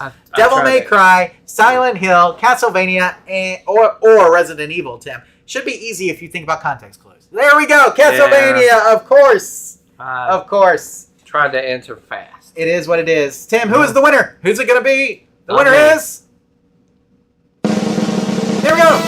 Nate. No. It's Nate. Oh, okay. There's up there. Nate is the winner. Hayesville Arcade comes in second with 440. YouTube Punk comes with 374. Alan is in fourth. Tim, you're in fifth. Riggs Show in sixth. Hugh Slalom in seventh. Digital Jazz in eighth. And they can't hear me because of the music. Sorry, guys. I know you couldn't hear me real quick. That music is super, super duper loud. But it looks like Nate won. So Nate actually won with 514. Nate, if you will send an email to questions@arcaderepairtips.com for tonight, we'll send you some sort of prize. I don't know what, but we'll dig into our random box of junk and see what we can send you. So go ahead and send it over there, and we will give it to you. Hayesville Arcade was going back and forth. That was really close. And then YouTube Punk made a move at the end there, Tim. Getting up to third. Yeah, pulling into third place. He blew by me. And Alan was doing really good. And then I guess those last couple of questions kind of got you, Alan. But still, man, you still beat Tim. And I guess that's what matters, right? Almost everybody beat me in that one. So... Tim, fifth place is not bad. So last month was definitely your best showing, I would say. I only beat Joe because he got kicked off. There you go. So that for sure. But hey, I hope you guys had a good time with that. It's always fun. Let's see. Nate said that Haunted Castle is unbelievably hard. They remade it for the Switch or for the Castlevania collection. So I haven't played it. I haven't played that. But Castlevania as a whole is hard. So it is what it is. YouTube Punk says good times. Winner gets a Halloween-themed spider ring. No. Tim having an off night. Are you having an off night tonight? I think I was having an off night. I'm not in as good at the scary games. Yeah. So that is they're too scary. We use Triviamaker for our trivia platform, Tim, and they have updated it. I don't know if I like it as much. We may have to work on it a little bit. I like knowing how many questions are left. Yeah, having the question number at the top was very handy. Cool. I had to manually do the leaderboard every time though, which I don't know if I like that as much. And I don't know if it was scoring as well with the times. I was wondering about that. So, but it doesn't matter. It was still fun, and we still had a winner with Nate. So Nate, again, send over a email to questions at Arcade Repair Tips with I need your shipping address, wherever you want me to ship it to, and we'll get you a prize out. Can I get a 2XL Repair Tips t-shirt? I don't think I have any of those in stock. Well, I've got a big box of arcade stuff. You're going to get something cool, I promise. So we'll send it over to you. So, but yeah, I don't have any shirts. We used to have them where you could order them. Yeah, we used to, and then we stopped. So, Yeah. I mean, it was just... Press or something. Yeah, exactly, through Cafe Press. We kind of stopped that just because, I mean, we didn't make any money. So Right. it's like, what's the point, right? So, YouTube Punk, I think 3 tough questions would really mix things up. I thought some of those were tough. No, I thought a lot of them were tough. Yeah, I mean, I had some tough ones in there, I feel like. So, I mean, I was going to say, the Ghost and Goblins one was pretty easy, Tim. Let's see, I'm looking through the questions now. The Area 51 Side 4, you had to play the game. Right. Like, if you hadn't played the game, you really wouldn't know. The Vacuum Cleaner one was pretty easy. The Chiller one I thought was a little bit more difficult. The Beast Busters one I thought was difficult just because a lot of people don't know. I mean, it depends on how many games you play, right, Tim? Yeah, but it was very fun. Yeah, I can see. Wasn't there one we felt like nobody got? I can see everybody's answers. I can remember, yeah. Let's see. Okay, those are correct. I was trying to see if there's anything. Somebody got every one correct. I mean, like, nobody got all of them correct, but at least one person got each one correct. So Okay. I mean, so maybe they were easier than what we thought. I don't know. Maybe. So, but again, congratulations to Nate, and hopefully we had fun with that. Are we in the Halloween mood, Tim? I think so. I'm starting to want some candy. Okay, there we go. Okay, hey, that candy down there is for the trick-or-treaters. Oh. Now you can't dig into that. I'm sorry. So, anyway, guys, well, hopefully you had fun with the quiz. I'm going to come over to the live chat real quick. Let's see. Nate says, was one of the questions that upgraded Neo Geo PCB uses the huge carts. YouTube Punk says, is Jonathan there? I just heard his voice because I can't see him. Oh, you see? Can't see me, Tim. Right. So there we go. Let's see. Okay, I think everything else is good. Which horror game was made by Exidy, Tim? That'd be a tough one, too. Yeah, if you did like that. So I don't know. Yeah, it is what it is. But, hey, I used AI to generate a lot of those, but I double-checked all of them to make sure. So I always went to, like, Wikipedia or somewhere to, like, verify just to make sure. So nice. That's what it is. Well, Tim, with the quiz out of the way, let's get on to some discussion for this month, Tim. And this first story was really probably the one that got the most traction, Tim. A Sega dev kit raid, a preservation disaster for collectors, archivists, and the gaming community, Tim. So in July of 2025, London police raided a home at Sega's request, seizing development kits and consoles the company said were negligently disposed of. Critics warned that this bypasses legal safeguards by letting a private firm influence a warrant, setting a troublesome precedent. For collectors and preservationists, it's a disaster that threatens the efforts to archive vital gaming history. So, Tim, somehow a person got a hold of these Sega development kits. Okay. We've now found out that apparently these people purchased them from a nonprofit organization that they were donated to. Okay, but apparently Sega had no idea. This may have been from maybe a previous developer that was working from home or something like that, and then that stuff got donated to the whoever the nonprofit was, and then this guy bought that stuff from the nonprofit, and then Sega was able to go in and raid that stuff from him. And so interesting. Yeah, so it's really, I think legally it sounds really bad, right? And that's why people bad precedent. Exactly, it sets a bad precedent because it's like, how are we supposed to archive gaming history if the companies want all their stuff back? Right. Exactly. It's like, what is Sega going to do with this? Now, if Sega wants to preserve that stuff themselves, that's great, is what I would say. But if they're not going to, I think they need to allow people who are going to take the time to do it. Okay, so, I mean, those dev kits could have been very handy in the right hands. They may have unfinished games on them, Tim, that never got released, stuff like that. And so, I mean, to me, it really, like we said, it sets a very dangerous precedent that some of this stuff that we're trying to preserve may not be preserved. And we may lose gaming history because of it. Agreed. So that's really what it comes down to. Tim, this obviously happened in the UK. Okay? I don't know if legally they could do that here in the United States if it was the same thing. I think once something is donated to a nonprofit, at that point, it's pretty much out of the original owner's hands. And so I don't think if it happened in the United States, I don't think that the company could go back in and get police to take it. But the law is different in London and in the UK, Tim. And so with that in mind, I think that's why they were able to do it. So Let's see. YouTube Punk says Sega saw what Nintendo has been doing and said, "Hold my beer." Yeah, Nintendo goes after people pretty hard for like piracy and things like that. Namco. Yeah, for sure. Nate said, "Did it say what dev kits they were? If it was to say a Sega Dreamcast or a Sega Saturn dev kit, you would think because of how old it is, it wouldn't be a problem. These were all older dev kits, Tim. Okay. For sure. So not stuff that was recently like new, right? Yeah. Exactly. And so." With that in mind, Tim, they should have had no problem really doing that, Tim. So I mean, I don't know what the deal is.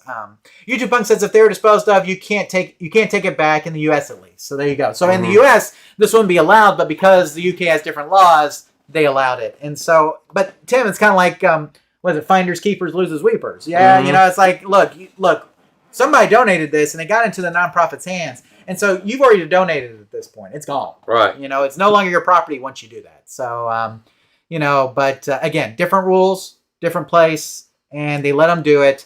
And unfortunately, Tim, this may have repercussions going forward as far as video game preservation is concerned. And I think that's why this story got so much traction for sure. So, and YouTube Punk says, I bet Sega claimed IP rights. I bet they did too. And that's probably what happened. But again, somebody donated it. So, I mean, it should have been out of their hands at that point. YouTube Punk says the Sega channel IP rights, Sega claimed IP rights.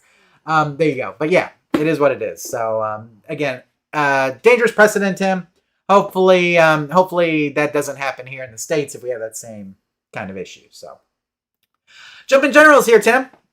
And he says, late to the party. And here we always say, you're never late. You're always on time. Always on time. That is correct. So, Tim, real quick, Joe says, I once dug up an IBM dump site from 30 years ago, and a lot of this said government only. I called IBM, and they didn't want it back. So there you go. So, I mean, that's the thing. It's like once something's in a dump or once something's in a nonprofit. So, Joe, did we land on the moon or not? Yeah, what was on there? What did you find? You know you want to look at them. What was that? Okay. So, for sure.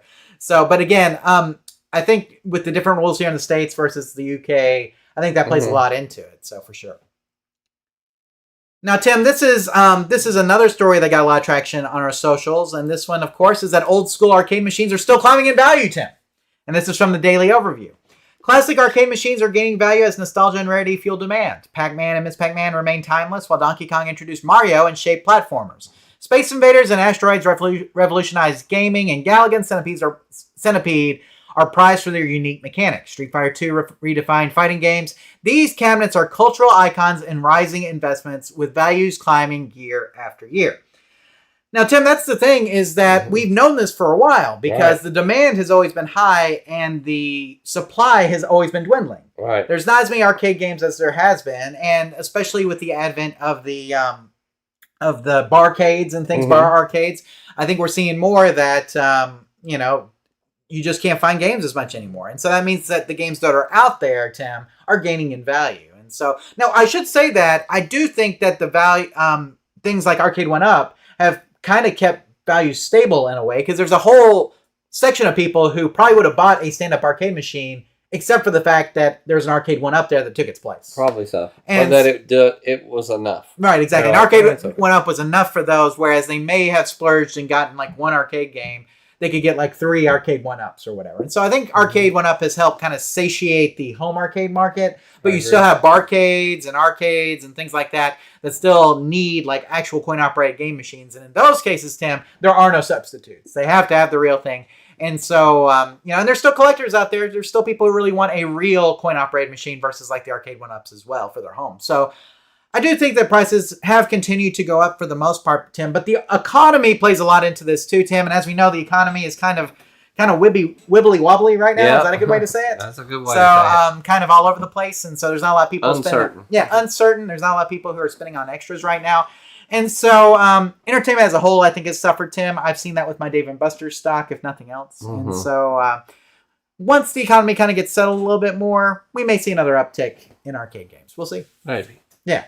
So it is what it is. But Nate says, I think where I live, it depends, or I think it depends on where you live. Where I am, there's not a lot of demand. So there you go.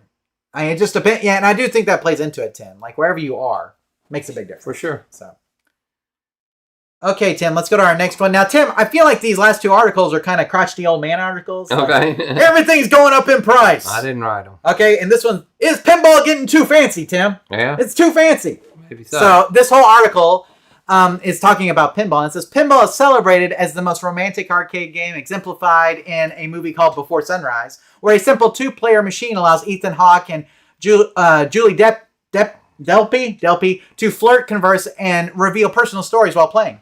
Unlike fast-paced or distracting games, pinball's rhythm provides natural pauses and roll switching, creating intimacy. Modern machines, though, with screens, IP tie-ins, and constant visual stimuli, disrupt this subtle social dynamic, making it harder for players to connect and enjoy the shared, low-pressure experience that classic pinball offers. Tim, that is the entire article in a nutshell. And so with that in mind, Tim, what do you think? Is pinball getting too fancy? It's getting too expensive. Well, I know that is a different thing entirely, Tim. But I don't know about too fancy. I like the more modern games with a lot of more bells and whistles than the old school ones. I do get the point, though, Tim, because I do feel like there was a time where you and me could relax a lot more while we're playing a pinball machine. Mm-hmm. I think of times when, like, you and me would go up to, like, double days and we'd play, like, Lord of the Rings, and we just kind of kick back, have a good time, taking turns playing the game and everything like that.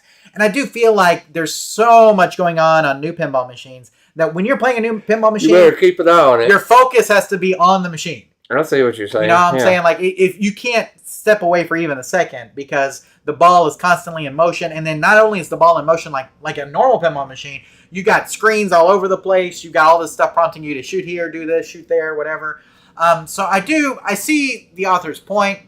I think what we are seeing is just a natural progression of pinball. Right. I don't think that when you're saying too fancy, basically what you're saying, like I said, you sound like crotchety old man. Right. Like, it was better in my day. Yeah, you remember when we used to play arcade games? Notice movies and everything in general. Most things are Yes. fast-paced. Yeah. Kid stuff. Watch a kid's cartoon today compared to Bugs Bunny. Yeah, for sure. Right. Or watch a TikTok or YouTube video. Quick cuts, right, Tim? Quick cuts. Quick cuts. We don't even have attention span that long. That's right, exactly. Which is amazing that people even watch us, Tim. Right. So that's what it is. There's a few. Yeah, exactly. We got a few here. So Nate says, I think the screens are too distracting. When you look at the screen, then look at a play field, you lost your ball. Cannot pay attention to both. And that's true, Tim. Yeah, it's very hard. This is one of the reasons I really like the P3 because the screen and the ball are together. Right. So you look at one place and all of it's right there. Mm-hmm. When you have a screen here and the play field here, it's hard for me to focus on both, right? So I think the P3 has an advantage in that. You do have you have like a screen. You have the screen underneath the play field, so you can, as far as directing you where to shoot, super easy, right, with the P3 platform. But I like that setup because I do think it's easier to focus on the play versus like having screens in the back glass, Tim, or like right below the back glass, because it's just another thing to look at that I'm probably not going to look at, to be honest. Now, sometimes we see this where the ball will be stopped, Tim. You know what I'm saying? So like it'll lock the ball or something, and then I have a moment to look up at the screen and interact, right? Right. So like a cannon launch or something like that. I may have a cannon launch style. And some of them pause for that reason to let you do something up there, or tell you to flip or hit or choose a side or something. I think about like video mode on like the Getaway, right? Or something like that. I mean, so as long as the playfield is paused. Now, Tim, remember Baby Pac-Man, where like you go to the video mode out and you have the video up, and then when you exit the video mode, you come back down to the playfield. I thought that was pretty creative. Give you a second. Yes, exactly. It gives you a little transition between that. Yeah. I did think that was good. But I don't think it's getting too fancy. I think it's just evolving from what it always has been. I mean, look, I am still probably a fan, Tim, of the DMD style games. Of the standard, like, every stuff that was made basically from the 90s all the way up to like the 2010s or something like that, or even the 2015s. But with that said, the new pinball machines are cool, and I think they're still fun to play. And I would never say it's getting too fancy. So, and I think you can still have a good time playing them. So it is what do you guys think? That's what I want to hear, Tim. So let's see. YouTube Punk says new movies. He's talking about the quick cuts. Like they have cuts of like 3 seconds or less. It seems like the Michael Bayification of movies, and not just movies, YouTube too, and everything else, right? So I'm always surprised at how heavy a pinball is. Pinball machines have a lot of stuff in them, guys. I mean, they are heavy for sure. I get you a pinball dolly. That's what I'm saying for sure. Joe says, too much going on since about Bride of Pinbot. Doctor Who was the most complicated that I ever wanted. Doctor Who is fun. I like Doctor Who a lot. Bride of Pinbot is fantastic. Can we talk about that? Man, I love that game. But I obviously have an X-Men, Tim, that was, 2012? And then I have a Monopoly that was like 2001. Those have DMDs. I like DMD machines. Adam's Family, DMD machine, right? Right. Getaway, the Getaway High Speed 2. Love that game. Couldn't say enough good things about it. Got like 24, Tim. I love that pinball machine. There's a lot of, and Whodunit. Whodunit's fantastic. I like the DMD stuff. It's probably my favorite because I don't feel like it's overly distracting. But at the same time, the LCDs are good too. The Simpsons Pinball Party. Yeah, Simpsons Pinball Party is fantastic. So I do wonder if they have gotten cheaper on design because they feel like they can rely more on the screens now. Maybe so. I think we see that with Stern. Not so much with Jersey Jack. Jersey Jack will just cram everything in a game. Right. That's a little bit different. But definitely with Stern, I think we see the designs getting simpler as the video takes more precedent, for sure. So let's see. Nate, I bought a Pulp Fiction because it's a digital display. I hope there will be more modern pinballs with that twist, I guess is what he's saying, for sure. YouTube Punk, I bet Stern would make a killing if they made an original pinball machine for $225K. They just don't seem interested in that, and I think with inflation and cost, here's the thing: they're making the home pins, Tim, and I think the home pins run about $5K, and so, but it has a smaller screen and everything, but it's still a full pinball machine. So, I mean, they are technically making something like that. I think the price point needs to come down a bit still. But unfortunately, with inflation and tariffs, I don't think we're going to be able to hit like a $2K price point anytime soon. More people willing to pay $5K or under than over. That's true. So DMDs are awesome. Neat pixel work. Yes, absolutely. See, I like DMD games. Let's do more of that. So, Hayesville Arcade. How much should you spend for your first arcade or for your first pinball game, Tim? So, what do you think? I think it depends on your budget. If you've got enough to go out there and drop 10 grand, there's a lot of cool new pinball machines that are really great. So, yeah, I would say on a first game, maybe around that, if you could hit something around that 2 to 4K, probably that would be a good place to start. Yeah, and as long as you got how old a pinball game you want and what you want it to do. But I'd probably get something that's at least solid state, Tim. Get you a nice solid state game, which you could probably get between 2 and 4K very easily. I guess Bride of Pinball. Yeah, Bride of that one's usually pretty high because the demand is high on it. But I mean, you could get you a lot, and YouTube Punk says whatever you can afford is about right. That is but if you just want something basic for your game room, 2 to 4K is pretty. It's a pretty good price range. You can get a lot of nice games in that range, older games, especially now, Tim. I do feel like the market has kind of loosened up on that. So, okay, so there you go. Is pinball getting too fancy, Tim? I say no. What do you say? Well, I think it's not. No, it's fine. Like you said, it's just evolving. It is what it is. So there we go. Okay, Tim, we got 2 more stories to cover. Let's cover this next one real quick. Rare Arcade version joins 2 of the worst Mortal Kombat games in the Legacy Collection, Tim. Now, Tim, this is actually about the Mortal Kombat Legacy Collection, which is coming out on consoles. Okay, but it includes a rare WaveNet arcade prototype tested in select U.S. cities. Okay, so this was basically a networked version of Ultimate Mortal Kombat 3 before there was a network. Okay. So alongside this compilation, you're also going to get the Mortal Kombat Mythology Sub-Zero and Mortal Kombat Special Forces, which are just 2 older games. But Tim, this WaveNet edition was pretty much just a standard edition of Ultimate Mortal Kombat 3, except it had a network component that they ran lines to dedicated arcade games or to dedicated arcades so they could run. And I think it also has an extra character in there. It may be the first appearance of, I think, Noob Saibot or maybe one of the other characters. Okay. And so there are a couple of differences between regular Ultimate Mortal Kombat 3 and the WaveNet edition.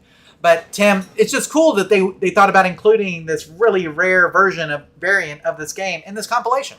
An arcade version of Ultimate Mortal Kombat 3 that probably the vast majority of us have never played. Right. And so while it's not much different than our regular Ultimate Mortal Kombat 3, I do think it was really cool of them to go ahead and add it in there and allow us to experience it, if nothing else. And so if you get this, try out that WaveNet edition. I want to know how it is, Tim.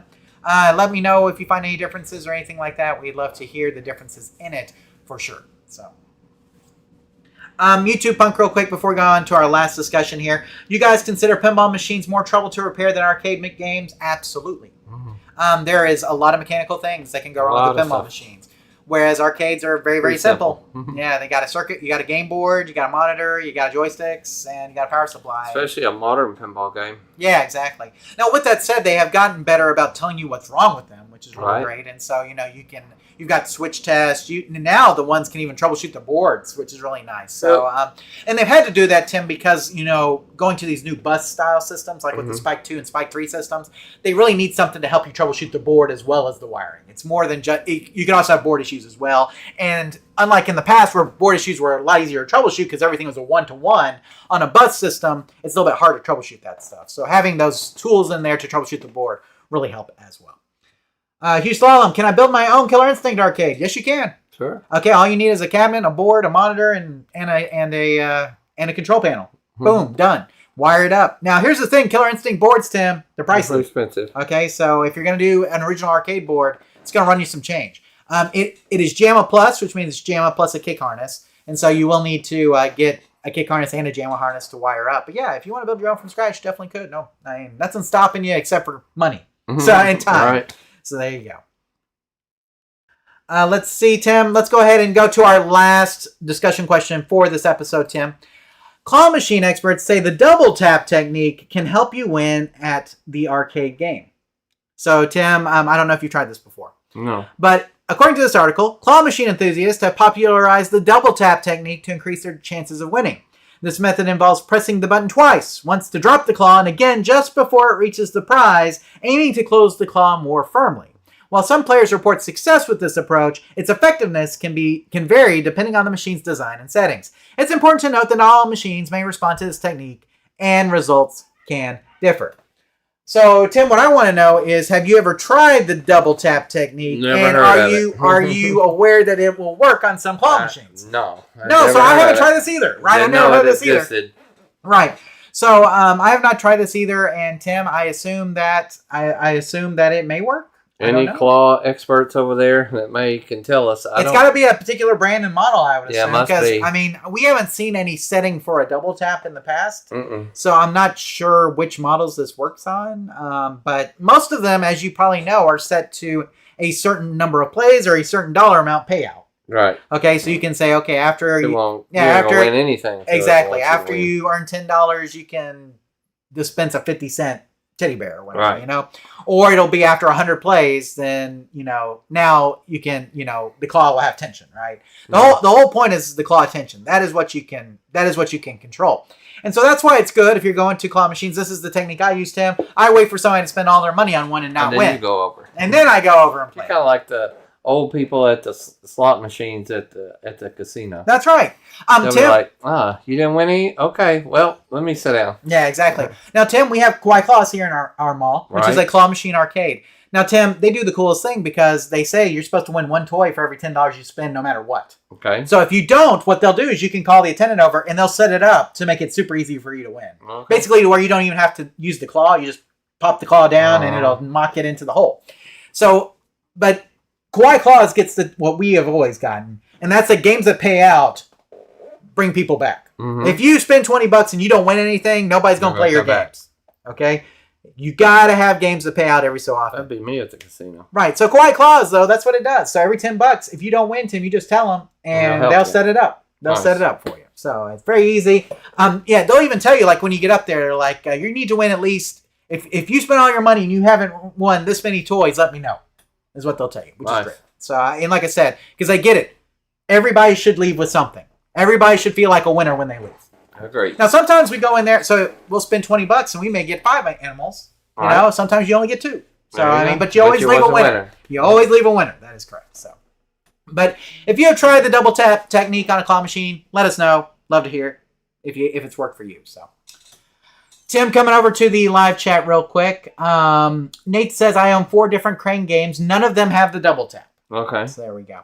YouTube Punk, I think they had Killer Instinct Arcade on the 360. Galloping Ghosts have created cabinets just for PS3 and Xbox games that have never gotten arcade releases. This is correct. So, Joe says, is your 1964 GTO easier to work on than your 2025 Camaro? That depends on the person servicing the equipment. So, talking about arcade games versus pinball machines, Tim. True. So, let's see. Hugh Solom says, I'm a dreamer. I'm exploring ideas about the killer instinct, I think is what he's talking about here, Tim. Let's see. Okay, I think we're good. I think we're all caught up on the live chat. So that is it. Let's go ahead and wrap this episode up, Tim. Let's do it here real quick. Okay, so first off, we want to remind everybody that we want your arcade-related videos. If you want some free advertising for your YouTube channel, we're looking for people to submit short videos of 10 minutes or less about arcade-related topics. Send a link of your video to questions@arcaderepairtips.com. Questions@arcaderepairtips.com, and our staff will review it. If we like it, we'll use it during one of our live show episodes. Make sure you put a plug-in for your channel so people know where to find you, and we look forward to seeing your submissions. Tim, we've offered this for a long time now. But there are people who may be just on the edge of being monetized by YouTube, and they're like, oh man, I just need a couple more subscribers or a couple more views to get there.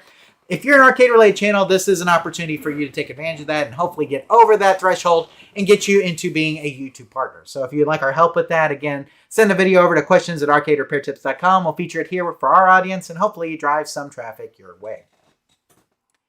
And then, Tim, we have our contact information. We have our email at questions@arcaderepairtips.com, questions@arcaderepairtips.com. And, of course, if you put live show in the subject, you'll get it mentioned on the show. But if not, we'll try to get around to answering it whenever we get around to it. Again, our email is questions@arcaderepairtips.com. And the best place to contact us by far. So if you want to get a hold of us, send us an email, questions@arcaderepairtips.com. We have our YouTube page at youtube.arcaderepairtips.com, Tim. Of course, those who are in the live chat and watching us live know that. But maybe you're listening to this on the audio podcast feed and you want to watch the video for this show, you will need to go to youtube.arcaderepairtips.com and look up episode 104. And of course, Tim, we do cover comments from the last live show on the next episode. So comments from this one will be covered on episode 105. And we do want to remind you that the after show is not on the audio podcast feed. So if you want to listen to the after show, you will have to tune into episode 104 on YouTube and then go to the after show section, which occurs just after the regular live show. And then, Tim, we have our podcast feed that has all of our live shows, interviews, question answer podcast, etc. on it. And you can subscribe on Spreaker at Spreaker.arcaderepairtips.com. You can subscribe to us on Spotify at Spotify.arcaderepairtips.com, iTunes at iTunes.arcaderepairtips.com, or wherever fine podcasts are aggregated, Tim. You can pretty much do a search for Arcade Repair on any podcast platform, and guess what? You will probably find us. That is the good news. But, Tim, the special thing about all three of these podcast feeds is that you can leave us reviews. And so if you like what you hear tonight, go on to Spreaker or Spotify or iTunes. Leave us a review. It will really help us out. It'll drive more traffic to our page, to our website, and to our YouTube page. And hopefully more people will learn about arcade repair, and we're going to spread a little arcade repair gospel, Tim, if you will. Mm-hmm. So, again, Spreaker.arcaderepairtips.com, Spotify.arcaderepairtips.com, or iTunes.arcaderepairtips.com for the audio feed. And then we have our social media pages, Tim. We have our Facebook page at Facebook.arcaderepairtips.com. We want to thank Mark for all of his contributions to that. And we also have our Twitter/X feed at Twitter.arcaderepairtips.com. Now, you don't have to subscribe on both, Tim. You can subscribe on one or the other. We cross-post everything, so that means that pretty much it's the same content on either one. And, Tim, guess what? We have posted something every single day. Every single day we got something. So if you want to keep on top of the arcade news that's happening in the world, there is no better place to be than either our Facebook page or our Twitter/X feed. Again, Facebook.arcaderepairtips.com to follow us there, or Twitter.arcaderepairtips.com to join us on Twitter. Okay, Tim, so we are wrapped up for this episode. I'm going to go to the live chat real quick before we move on here. So what all we got here? YouTube Punk says he's talking about soldering skills. You can buy cheap electronics at Goodwill. That is a good way to do soldering skills as well. But again, like we talked about, Amazon.com, search for solder practice or solder kits, and you will find some to work on. Let's see. Let's see. Joe says, you guys have a great evening. Thank you. So there we go. Hugh Slom says, this is the best chat I've ever been in. You guys are very welcoming to noobs. Yes, we are. Because guess what? We were all noobs. Right. So we have definitely been noobs here for a long time. And so we are welcoming to anybody who wants to join in the Arcade Repair family here. So thanks for joining us tonight. We loved having you. And thanks to the entire live chat, Tim. Round of applause for you guys. You guys are awesome. Hazel Arcade, YouTube Punk, Hugh Slom, all you guys, Joe, everybody else that I'm totally forgetting, Tim, who was here. We want to thank you guys for participating in the show this evening, and just thank you guys so much for being here. We appreciate that. Now, for those of you guys, this may be your first time here, we're wrapping up the regular live show where we talk about arcade repair.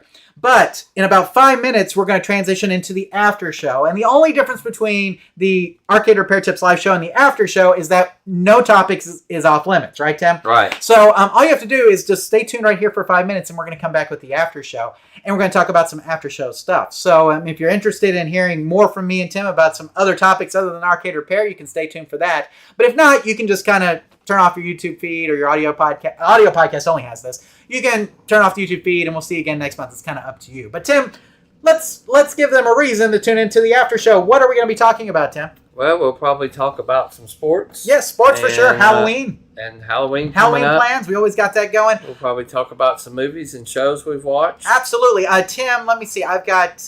have you been watching The Summer I Turned Pretty? I've been watching this with my wife. No, but it's caught my attention several times, and I thought maybe I should watch it. Okay, so I will talk about that. Tim, I watched Jurassic World Rebirth. I watched The Naked Gun, which is now on Paramount Plus that you can watch. I also just saw Fantastic Four First Steps, 2 days ago. I didn't put it on the outline. So we'll be talking some movies and some other things as well. So if you want to hear our takes on that and just want to tune in, you're more than welcome to do that. Okay, so again, after show happens 5 minutes after the live show. Just stay right here and we'll transition into that. But if this is your off-ramp, we want to thank you guys for being here this evening. It was a lot of fun for us. I hope it was for you. Tim, did you have fun tonight? It was great. Absolutely. Again, big hand to all you guys watching at home, all you guys on the live chat. And if you're watching the recorded version of this, make it a point to join us next month. We're on the first Thursday night of every month at 5:30 p.m. Central Time. Can't miss us, Tim. Mm-hmm. I don't think we've moved. I don't think we've had we've had to move the show in a while. Yeah. Yeah, I was about to say, we've pretty much been the first Thursday of every month at 5:30 p.m. Central Time. So we will be back here in November, Tim, for the next live show. So again, if this is your off-ramp, thanks for being here. Good to see you. Otherwise, Tim, we'll see you in the after show. But remember, here at Arcade Repair Tips, when we fix the game, we play the game. Take care, everybody. We'll see you for the November live show next month, or we'll see you here in about 5 minutes for the after show. Take care, everybody. We'll see you soon.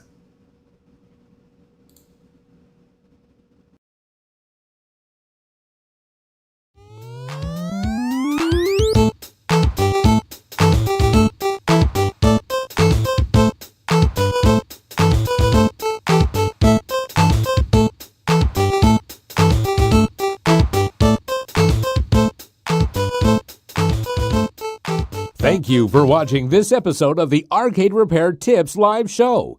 All of our past episodes are available on our website at arcaderepairtips.com or on our YouTube page. This show is intended for entertainment and educational purposes only. Please consult a professional before attempting to repair any coin-operated machines yourself. The preceding program is a Varcade Entertainment production.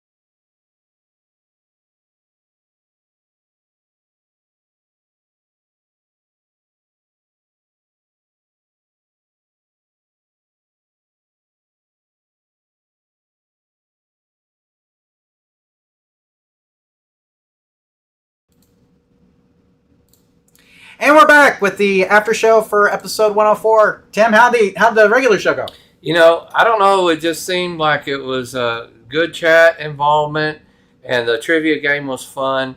I thought the questions were some good questions too, and so I think that we did an okay job on answering those and hopefully giving them people some help. I guess the people in the chat would have to be the better people to ask. I never like to listen myself or feel like I ever do anything correct. That's right. I'm probably my worst critic, Mhm. but at the same time, I felt pretty good. It felt like a fun show, and I enjoyed it. Yeah, for sure. Joe says, I have a new tagline. We buy the game, then plug in the game. It's smoke, then we fix the game. Exactly. That's about right. Hey, if you get one that's working, man, more power to you. I just feel like we never get working games. So we can't afford working games anymore. Right. That's what it comes down to. So, Tim, we talked a little bit about how our Septembers, went. Yeah. So, do you want to go a little bit more? Well, I want to go in a little bit more in depth because of the after show, Right. which we know that we can encompass. And I think More topics. there's a big elephant in the room. I think that, the death of Charlie Kirk really affected me personally and emotionally and spiritually, I would say. And I just further... You're jumping right in on this, huh? I am. Well, Okay. we further created... It's such a divide. I lost some friends, Mhm. but they really weren't friends. I lost people that I used to know. Mhm. And, and some things that were said. And, that's what I guess I like about arcade games. We have such a common ground. It's more fun to talk about. But I've been forced to confront things that I believe or that my friends believe or to divide those lines. So I'm just saying that the weight of what has happened in our country, not just the assassination of Charlie Kirk, but the things that triggered since. We've had all kinds of shootings in schools and at restaurants and just, I don't know. I'm a second rights amendment person, but I get it, man. We got to get guns out of people that don't have any business with them or that want to kill people. Mm-hmm. If you want to go hunting, that's one thing. If you want to defend your family, that's another thing. It's like a wealth. September, honestly, was a time for me to do some soul searching myself. And so I didn't mention that in the front. You don't want to start off with a bummer because I don't think it's a bummer. I think, if anything, it's made my faith stronger. It has made me see who my real friends are. And it also has even brought me to some people that I didn't know and that I've really felt like reaching out. We may even talk a little bit more after the after show. And so, it was a tough month. I didn't really want to say that up the front, but it just seemed like not emotionally, physically, it was tired. I had a lot. You ever get to where I feel like I never catch up on my rest anymore? It's like I'm yawning some during the show. I apologize. I'm tired, And it's like no matter how much sleep I get, and a lot of restless nights and stuff. So I'm not saying that to make anybody feel sorry for me or to start a deeper discussion that we probably won't go into in this time period. But at the same time, I'm not afraid to speak. Mm-hmm.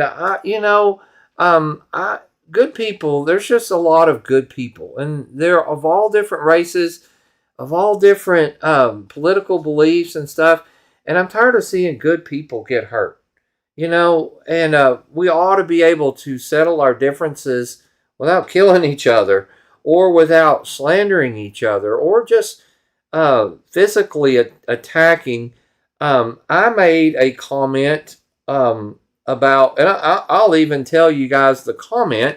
It was actually a funny comment, and I made this a couple months ago when the guy that's running for New York talked about maybe federalizing grocery stores. And I said, I hope it's more efficient than the DMV. That was my comment. Mm-hmm. I was being funny. Right. In other words, I don't want to go and stand in a grocery line and wait. Right. I'm not against it. I was just making a comment that was funny. And every day I get somebody replied to your comment. Somebody replied to your comment. This has gone on for 2 months. I bet I have over 200 or 300 replies. You went viral. And they range from, that's funny, or you're the biggest idiot I've ever heard in my whole life. No wonder you're from Texas, you stupid boomer. I bet you can't even walk around the grocery store without following. I thought the whole rule on the internet was don't read the comments. I mean, every day I'm like, who is still going back and watching something from a couple months ago? Bots. Yeah. And I know that there are people that are just inciting, and I don't really get offended. I never read our comments on YouTube. I do. I see you. Yeah. I don't, because I don't care, really, unless you're asking a question and need help. I know there are people out there that get, one guy, and myself, I want to defend and say, I bet you live at your basement, mom, in your basement with your parents, I want to read one that we got recently. Okay. I want to read one. Let's you read can one. keep talking. You can keep talking. I'm going to look at it. So Since you mentioned this. Well, I'm just saying that's how my September, to be honest, it's been like, I felt personally attacked. I felt spiritually attacked. I feel like that, and I'm just really, I'm kind of tired of it, and I miss the 80s. One thing I liked about the 80s wasn't just that when we went and played games and rode our bikes everywhere, but I didn't even know what a liberal or conservative was. Didn't care. And I still don't if you're my friend, right? Mm-hmm. And so, go ahead, John. Okay, let me go to the live chat real quick. YouTube One says, not a fan of Kirk's and how he contributed to polarization of our country, but that shouldn't have happened. I feel really bad for his family. Let's see. So Ian wants 5-state government-run grocery stores where there are food deserts in NYC. Other states already have done this, especially with government liquor stores. And I would hope the grocery stores are better than the DMV as well. He says. Yeah, it was just an off-the-cuff joke. Right. That I don't care if they work. I'm all for them, or if they support people that could. I don't have to shop there if I don't want to. But what's the comment that? Okay, so this was 1 month ago. This is on our video with troubleshooting games with sound issues. Okay. The comment is just this: very misleading and unhelpful video. Okay. Okay, so I was not very. I mean, okay. I have get a little feelings. offense, right? Right, I have feelings. Right. Okay. And I understand it. I mean, it may not have helped you, but it helps some people. So Tim, I thought about it and I prayed about it. And this is how I replied. Okay. Thanks for watching. We're sorry that you found our content unhelpful. If you need help troubleshooting sound on a specific arcade game, or if you have suggestions on how we can improve our content, please email us at questions@arcaderepairtips.com. We look forward to hearing from you. Yeah. Haven't heard anything. See, you handled it in the right way. This is why I don't read them, because then I would say, well, your mom didn't have a problem with it or something. You're going to bring mamas in this. Yeah, I'm in the 80s. I'll fight you. And I'm joking, guys, of course. But you guys get it. This is what I'm talking about, though. This is my September has just, it seems like, and I'm just pointing to that one event that since then, and before then, I think a lot of stuff was starting to bubble. We still have a country that's really divided. But more than that, we have a whole world divided. Mm-hmm. And people in UK are being arrested for posting stuff on social media that I don't find anything. But the UK, just like we talked about different with... rules, different laws. Exactly. Just like we talked about with the Sega raids. It's right. the same thing, different rule set. Yeah. So you can't compare it to the United States. Yeah, but I saw a lady that had epilepsy she's a comedian, and she says, this is how I act sometimes, and did like one of her seizures kind of deal about herself. Right. And they pulled everything from her and shut her show down and everything and said somebody found that really offensive that had it. And she's like, I have it. Mm-hmm. So I don't know. Or you could say like the Trump sombrero thing. Either it was horribly racist or it was really funny. I don't know. I'm just telling you that we don't have a middle as much. And we're finding, I'm finding that out. That out in my friends. But it's been family. Like this. We have been polarized for a while. I mean, I think like things like Charlie Kirk may expose it more. Right. But at the same time, we've been this way. This is how things have been. I wouldn't say it's a change. It's just that when something big like this happens, it reveals what happened. And we got the government shut down. You watch one news channel and they make it sound like it's every single Democrat's fault from ever being since the 1600s or something. You watch another news channel, and it's making it sound like every single Republican, and I'm like, this is where I'm at. Right. I'm like, I don't care. Y'all get along. Figure it out. Y'all figure it out. I don't want anybody to lose their job, but I don't want, we got to quit buying toothbrushes for people on Mars that don't even there's not people there yet or something. I get some of that. We can't just throw it in. What did they say on Independence Day? What was it? It was like $10,000 for a toilet brush, $5,000 for a. Well, I remember on Independence Day he says that line. I always remember that line. So I'm being honest in the after show that my month has been like that, and maybe some of you feel that. Maybe you don't care. Maybe you're able to just let things go off your back. Like I said, some of the personal attacks. I mean, just people. Well, you're old and fat and all this stuff, and I'm like, okay, I'm a little chunky, but I ain't fat. I could, and then, it's just a strange time to be in. I miss the 80s. I miss when... Tim said busting out the Yo Mama jokes. Yeah, that's right. I will tell you, that's where I would come from. But at the same time, I like humor, and I like to have fun, and I just haven't had as much fun in a while. And the other day we went to Oktoberfest, which was fun, and that was good. But, that's what I miss. I miss when we didn't have, everything wasn't so weighted, or I didn't have to watch every word I said, try not to offend somebody. But then I really don't want to offend anybody either. I don't want to hurt somebody's feelings if it's legit. Right. That would never be my intention.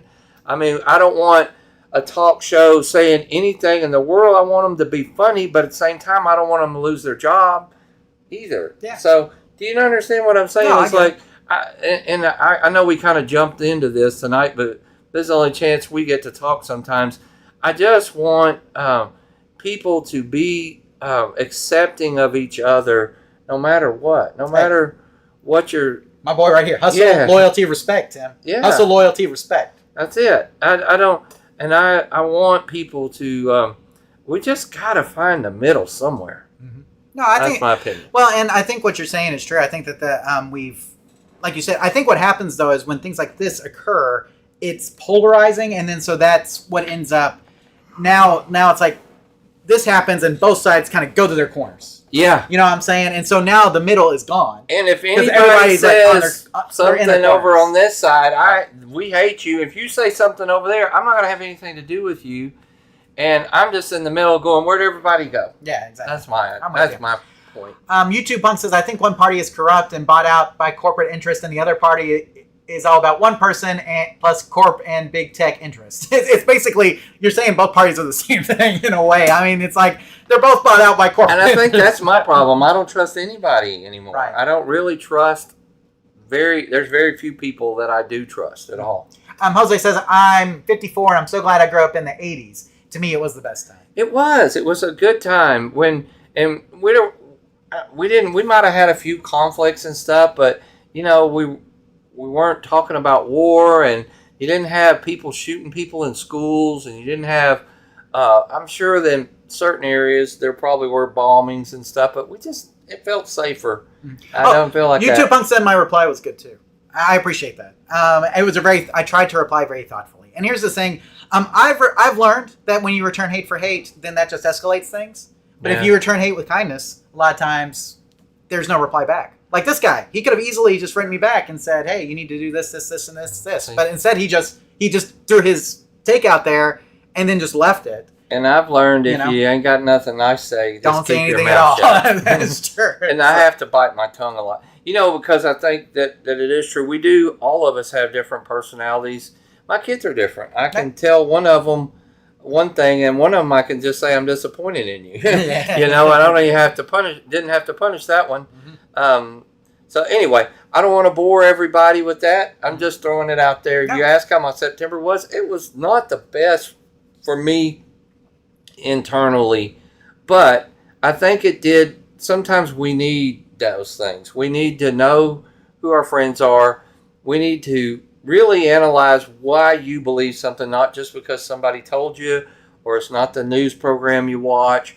I think I've had to really examine what do I really believe. Sure. And so if some good, I think, and I believe that good things come out of bad things. So if something good comes out of it, But, I'm going to Los Angeles next week, There's areas that I'm not really excited about being in, Sure, And, but, when we're from the country here in East Texas and stuff, but at the same time, I don't want to live in fear either. Right. And I want to trust that most people, the squeaky wheel is always the one getting the grease. Most people who are loud and boisterous on both sides are not where I am in the middle and not able to see and want to learn, want to evolve. Well, and here's the thing I found too, Tim, is a lot of my friends that spout kind of mean and hateful things. When I talk to them in person, they're very unwilling to do that, which is interesting. There's something about the internet that makes people feel more confident about spewing whatever hate it is. But whenever I talk to them in person about the same thing, they're usually very, very understanding, which is interesting. It's like we almost turn into different people because we're on the internet. A lot of keyboard cowboys out there. Yeah, so I would say if you wouldn't say it to somebody, you said if you don't have something nice to say, don't say anything at all. My thing would be if you wouldn't say it to their face, don't say it on the internet. Right. It's pretty simple. But I think we can all agree that rhetoric does need to tone down. Yeah. And, you got Trump saying one day, tone down the rhetoric, and then doing the opposite himself. I don't understand that. And vice versa. I'm like, you just, after all that happened, can't we all just kind of stop the name calling, stop this stuff? But anyway, it has consumed some of my time more. I watched way too many videos, way too much news. And you know what? The last couple days, I've really have had to back off of that.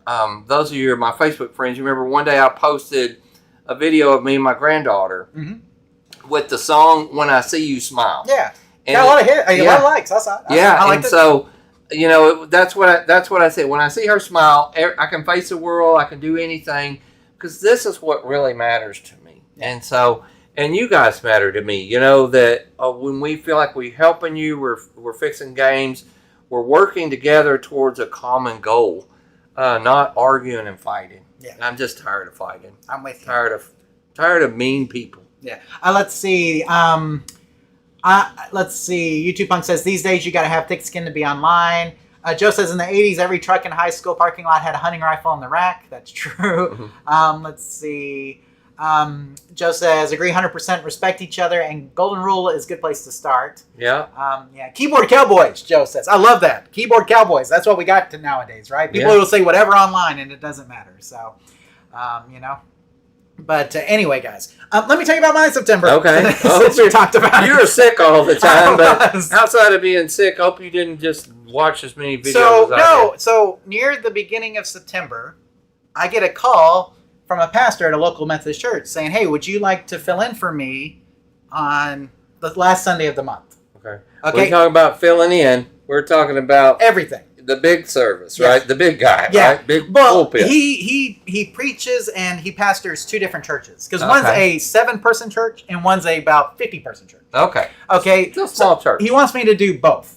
Okay. So how did he get my name? Well, about a year and a half ago, I had this... I'm a Methodist, okay, for those of you guys who don't know. And so I read an article that they were having problems getting fill-in people to talk. And I was like, well, I could do that. So our conference for the Methodist church that we're in offers a session on how to preach. And so they tell you to read these books and do this lesson, and then you're certified, basically, to do it as a lay leader, okay? So that means that I'm not paid staff, but just as a layperson. So when I did that class, it put my name on a list. Okay. Okay, so a year has gone by since I did all that.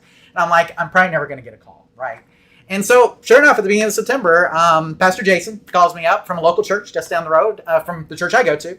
And he's like, hey, how would you like to do this? And I tell him, I have never done this before. Right. In my entire life, I've never... You spoke in front of a camera, but not I've never in front of... I've never preached. I've never run a church service. I've been trained to, but I've never done it before. And Pastor Jason says, well, this is the good Lord calling you to do it. That's what he said. And so I said, Pastor Jason, I'm in. So I said yes. And then right after I said yes, about a week later, I come down with COVID and strep at the same time.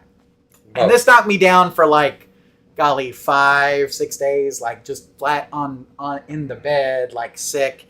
and all this kind of stuff. And I was not feeling good. And Pastor Jason's like, he's double checking, with me. He's like, "You sure you're still good to go?" And I'm like, "Yeah." Breathing over here. Yeah. And so Monday comes, and my wife bumps into our pastor and tells her that, "Hey, Johnson's going to be preaching at this church over here." And my pastor's like, "What?" Because he knew nothing about it. Okay. Like, I thought that my pastor gave this pastor my number. You would have thought it. Right. No.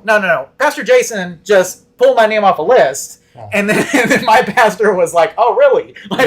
So it was very interesting. And so my pastor calls me up and he's like, "Hey, I heard you were preaching and blah, blah, blah, blah, blah," and all this kind of stuff. And so I tell him, "Yeah, I am." And he sat.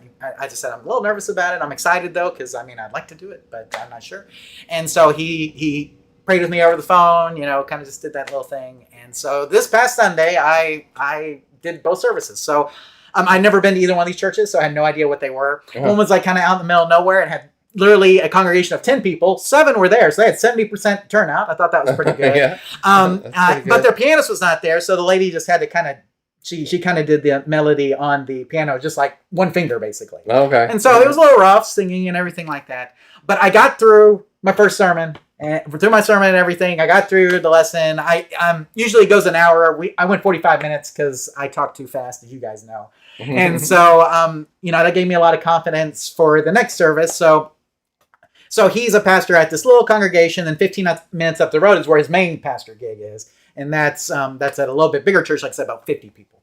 And so I got there a little early. I got my mic on. I got all set up. I had their little order of worship, so I'm looking through that and kind of seeing how everything goes. And I go out and I shake hands with people because that's what you do, right? So I met a lot of the congregants and everything like that. And then I ran the service, and my daughter recorded the sermon and everything. And she was the only one there. My son was sick because sickness just kind of goes like that. Right. So my wife was home, but she didn't get to go. No, she didn't. But my daughter recorded the whole thing. We got done about 11:50-ish, which it's supposed to go till noon, but again, I talked too fast. So I don't know. I went about 25 minutes. That's about sermon length, right? So, and that was it. And so that was weird, different. I never thought I'd get a call. Way outside of your comfort zone. Right, way outside of my comfort. Well, we're on camera. We're talking with people. It's not that much different. Right. But so it was interesting. It was exciting. It was a little nerve-wracking at times, but and I've never been to these churches, so I didn't know like how their services went or anything like that. So I was a little nerve-wracking, but I had several people come up to me afterwards, said I did a good job. So I'm just going to take those people's word for it. I may have made some people mad because I said there's more to being a Christian than just going to church and being a good person. Is that true? It's true. You see, so I said that, and so that's kind of obviously a little can upset people, I feel like. But I felt like that I should have said that, so that's what it was. But overall, it was good. Let's see, Jonathan bringing in the crowds. Catch anyone snoozing? No, I didn't. I was looking at everybody. So I took speech classes in college, and that's where I learned how to speak. Before that, I could not do public speaking at all. I took a business communication class and a speech class in college, and that's where I got my ability to speak, was those 2 classes. And so, I thought I did a decent job. I'm not going to say I did good. My daughter said, "I'm no Pastor David, who's our pastor." I would totally agree with that. I'm totally not him. Your kid's like brutally on it. Yeah, well, they deserve to be. I agreed with her. But the thing is that I don't think I could ever do full-time ministry. After doing this, because I literally slept the rest of the day. Now I was still sick. I'm still sick. Right. But it took a lot out of me. I didn't realize how much it took out of you, especially doing 2.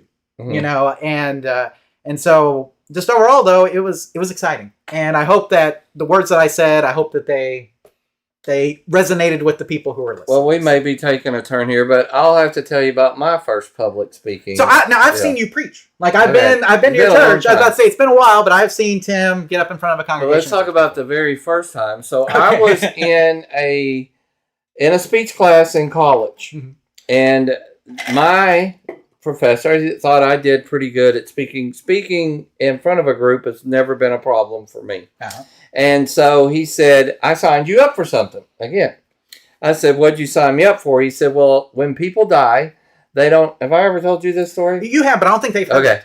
So I said, when people die, they don't always have a pastor or somebody similar. Somebody to lead a service. That could do a service. Right. He said, so They will pay you $100. Well, that got my attention because I was broke and I was in college, and this was about 1988. Can I pause real quick? Yeah. That's how much I got paid. Okay. I didn't know I was getting paid. Okay. That was another thing. But anyway. So $100 was a lot of money back then. Not as much as now. Yeah. And so I thought this would be a great way to make some extra money.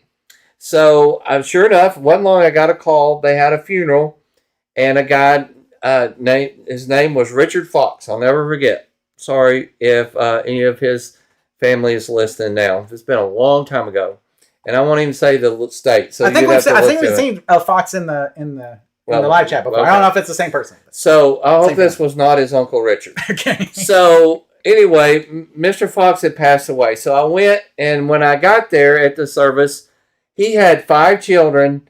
Only 7 people showed up for his funeral. Oh my goodness. And only 2 of them were children. So 3 kids were not there. Wow.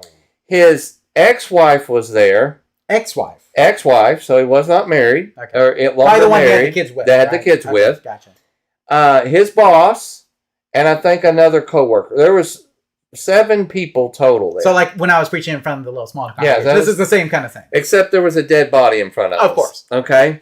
What do you say about somebody you don't know? Well, you just give the things that, hey, one day we're all going to be here. You hope that somebody says something good. I hope somebody says something good about me one day. We don't escape this place.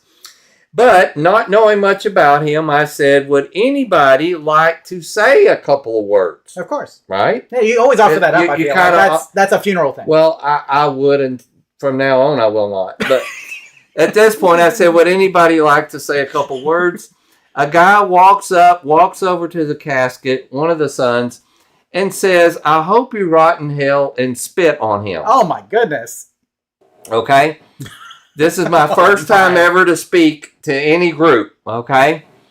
And I said, well, I think that'll be all the time we have for testimonials. Yeah. Give me my $100 and let me get out of here. Absolutely. So, anyway, your first time sounded better than mine. There was no dead body. So. And I told my professor, I no longer want to do that. I'm good. If they don't have a pastor or whatever, that's up to them. But thank you guys for indulging me in that story. I hope you found it was funny at the time, but I'm like, what? I mean, now it's funny, but at the time, I'm like, what did I get myself into? And I'm sure at some point you felt like that standing up in front of people. Yeah, so Richard did not have a regular church. Poor guy. That is, I guess, correct. I do not believe that Richard was a very religious. I don't think he was a religious person, and evidently wasn't a very nice guy. That's a different thing, too. My research later told me he was quite a mean alcoholic person. And for his family didn't. So don't be like Richard. Don't be him. Be a good person. We'll bury you they can bury me in a Pac-Man cabinet or something for fun. Anyway, thanks for indulging me. We'll just quickly talk about, I know you've watched some shows. The only show I've been watching is called Orphan Black. Do you know what Orphan Black is? I've heard of it. I have not watched it. I think it might be a show that you and Deirdre could watch together. It's almost a little too sci-fi for my wife, but at the same time, it's got enough drama in it that kind of hooks her in, and you want to see it always ends in a cliffhanger to see what happens the next week. And it won't spoil it at all. It starts off with a girl, and she's sitting there by the train stop, and she sees a girl that steps in front of a train and commits suicide. Oh, my goodness. Well, the key thing is, though, is right before she steps in front of the train, she looks at that girl, and they look like twin sisters. Oh, my goodness. Okay? She left her purse and stuff there, and the girl automatically begins to research who was this person that looked exactly like me. Mm-hmm. And that's what I'll leave the rest of it there. So the rest is that's a pretty good cliffhanger. It is. She finds out why that person looks exactly like her. So anyway, I'll leave that up. The Orphan Black is on Netflix, I'm pretty sure, or Hulu. YouTube Punt says, great show, only got through a few seasons. So there you go. Yeah, it really is. It's kind of if you like a little drama with your sci-fi a little bit, so. Oh, Joe says, we never leave here alive. I'd be honored if at my funeral they say he cracked some jokes on art. Yeah. None of us are getting out of this alive. That's what I like to say. None of us are getting out of this alive, guys. So that's really the show that I've been kind of watching because I really only last about an episode a night. Now, we also started one. Gosh, now my brain is not hitting all cylinders. You need to look it up. Let me tell you the premise, and you may know it. The lady is a maid at the somebody help me in the live chat. She is a maid at the police station, and at the night cleaning, she solves a murder because she knocks over and fills out some stuff. Well, come to find out, she's like a super genius, brain can't shut down, kind of on the spectrum, can look at stuff different from all these different angles. And they basically... A crime procedural. Yeah. That's what it sounds like. I don't know what the name of it is. She starts to become... Basically, they're like, hey, help us with this case. Hey, help us with this case. And pretty soon, she's part of the team and she's doing her stuff. And it's kind of neat. It's kind of different. Okay. I'm about to say I don't know. I want to watch the one... That's on Hulu for sure. Yeah, I want to watch the one on Hulu. Was it Chad Powers or something? The quarterback one? Yes. I haven't seen it. I want to watch it. I saw a little clip on that today, and that looks really good. Yeah, so I'm looking forward to that. Somebody said high potential. Is that high potential? That's it. Look at you. Because she has high potential, but her brain is so clogged she can't hardly. She's a cleaning lady because she can't function because you might give her a task to solve, and if she couldn't solve it, we'd just say I don't know the answer. She's like, no, it might spend weeks on it, But that's also what makes her a pretty good police crime solver. High potential. Thank you. Very good. So let me go ahead and talk about what I watched. I watched The Naked Gun. It's on Paramount Plus now. Yes. It is. I want to see it's that. Funny. It's been a long time since I saw the originals. I watched them like when they were on Comedy Central Right. back in the day. So I can't remember exactly how good they are. Mm-hmm. But this one, it's funny. Look, it's funny. You're gonna laugh. Mm-hmm. You will definitely laugh. It doesn't have like many like super laugh out loud moments, but there's some of them in there, and you're gonna think it's funny. And it's just goofy. It's goofy humor, And so if you like that kind of goofy, kind of just dumb humor, you'll love it. Is it like the typical Naked Gun? Like he would say, "Surely you know the answer," and he'd go, "Don't call me Shirley." Yeah, well, Airplane. Yeah, okay. It's like something like that. It's that kind of. Yes. Yeah. And like Liam Neeson at one point says like, take a seat. And who's the lady from Home Improvement and Baywatch? What's her name? Golly, I can't even think of her name at the moment. Really famous. See, look at this. She drags the chair out of the room. Take a seat. Yeah, take a seat. Stuff like that. That kind of humor. That kind of humor. So I think it's funny. Yeah. I told a funny one at work the other day. Nobody got it. Oh, well, so I went to 7-Eleven, and it said Pamela Anderson. Yeah, Pamela Anderson. Okay. The sign said employees must wash hands. I waited for 10 minutes. Nobody washed my hands, so I cited them. There you go. So, okay. Okay. I gave him continuing on. Violation. Okay, there you go. Sorry. So Jurassic World Rebirth. Okay. Okay, the latest in the Jurassic World. So. And it's like free now, right? No, it's on demand, I think. Oh. It's not quite on Peacock. It'll be there soon. I was going to say, I thought it was. So, okay. You like Jurassic World, you should watch it. But, I mean, this is not... You can skip this one. It's hard to reinvent that one. Yeah, you can skip it and you'd be okay. I mean, I think some of the things in it... Like, there's some twists and things that are okay, but overall, it's just like, meh. It's okay. So, it is what it is. I just finished Fantastic Four First Steps, which is the latest Fantastic Four movie. It came out on demand. What'd you say? That's the one everybody was down and on in the theater, so right? That came out the same time as Superman, right? Right. So, you can't help but compare them a little bit. So... It is different from every other Fantastic Four movie. Okay. It focuses more on them as a family than it does anything else. Okay. And so if you want just kind of a feel-good family movie, that's what it is. Okay. And so that was not what I was expecting. Not as much action. There's action. I mean, there is action. But almost all the action happens at the end. Okay. Okay. There's some in the middle. But almost everything happens at the end. Most of it is just about the interaction of this family. Okay. That's... the Fantastic Four. So, I mean, you've got the Fantastic Four there and just how they interact with the public, because everybody knows who they are. And everybody loves them. Like, they are beloved because they save the world all the time and everything like that. So their relationship as a family with the public and their internal relationship as a family as well. And they are solving clues to get to, like, the big bad at the end, just like you have a superhero movie. But the vast majority of the movie is spent just being a family. And Okay. so it really is kind of a feel-good movie in a way. Different than you thought it would Very different. Yeah, I was expecting kind of something more along the lines of like the Fox Fantastic Four movies, right? But it's got more heart than that. Now, if you're going to ask me if I like this or Superman more, I'd probably give the edge just a bit more to Superman. Just a little bit. Just a little bit. Just a little bit. And you like Superman. Yes, and I do. And I'm not a huge Fantastic Four fan. Okay. But it's good, and it's definitely worth watching. Okay. So I'd recommend Naked Gun and Fantastic Four. Watch those two. Skip Jurassic World unless you just really love dinosaurs. Okay, So, all right. we're starting the new season of Only Murders in the Building on Hulu, Okay. which we love that. So if you haven't watched that, you should. I watched a documentary called Ruby and Jody, A Cult of Sin and Influenced Him. This was Ruby Frankie and her kids. Remember, she had locked them up in their rooms. Do you remember this news story? Yes. Okay, so it's about her. It's not so much about her. It's about Jody, who kind of runs this cult within the LDS, Latter-day Saints, that basically weaponized sin and guilt. You know, on a level I've never seen it weaponized before. Okay. I mean, she had women basically leave their men without getting divorced, separating them because of the sin and guilt that she made the men feel. Wow. I mean, it Okay. is crazy. So It's on HBO, right? HBO. So if you want to watch that, it's very interesting. So and it's three episodes. See, I want to watch the Charlie Sheen documentary, and I do people too. have been saying a lot of that was really interesting. Haven't seen it yet, but that's So, on my watch list. Everybody that watched the documentary told me that they wish it had more detail. Mhm. But those people didn't realize there's a book too.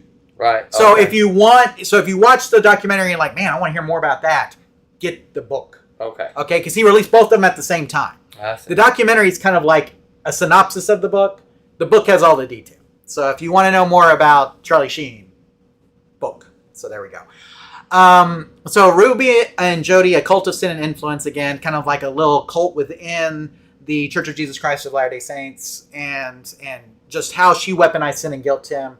I mean, as a Christian, Mhm. you're gonna be like, it's like evil. Yeah. You know what I'm saying? So It is evil.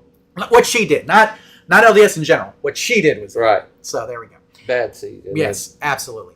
I've been watching The Institute, and this is on MGM Plus, and so a lot of people haven't heard about it. And the only way I heard about it was that a podcast had it, and so I signed up for like a free trial, and I'm like, I'm going to watch a couple episodes.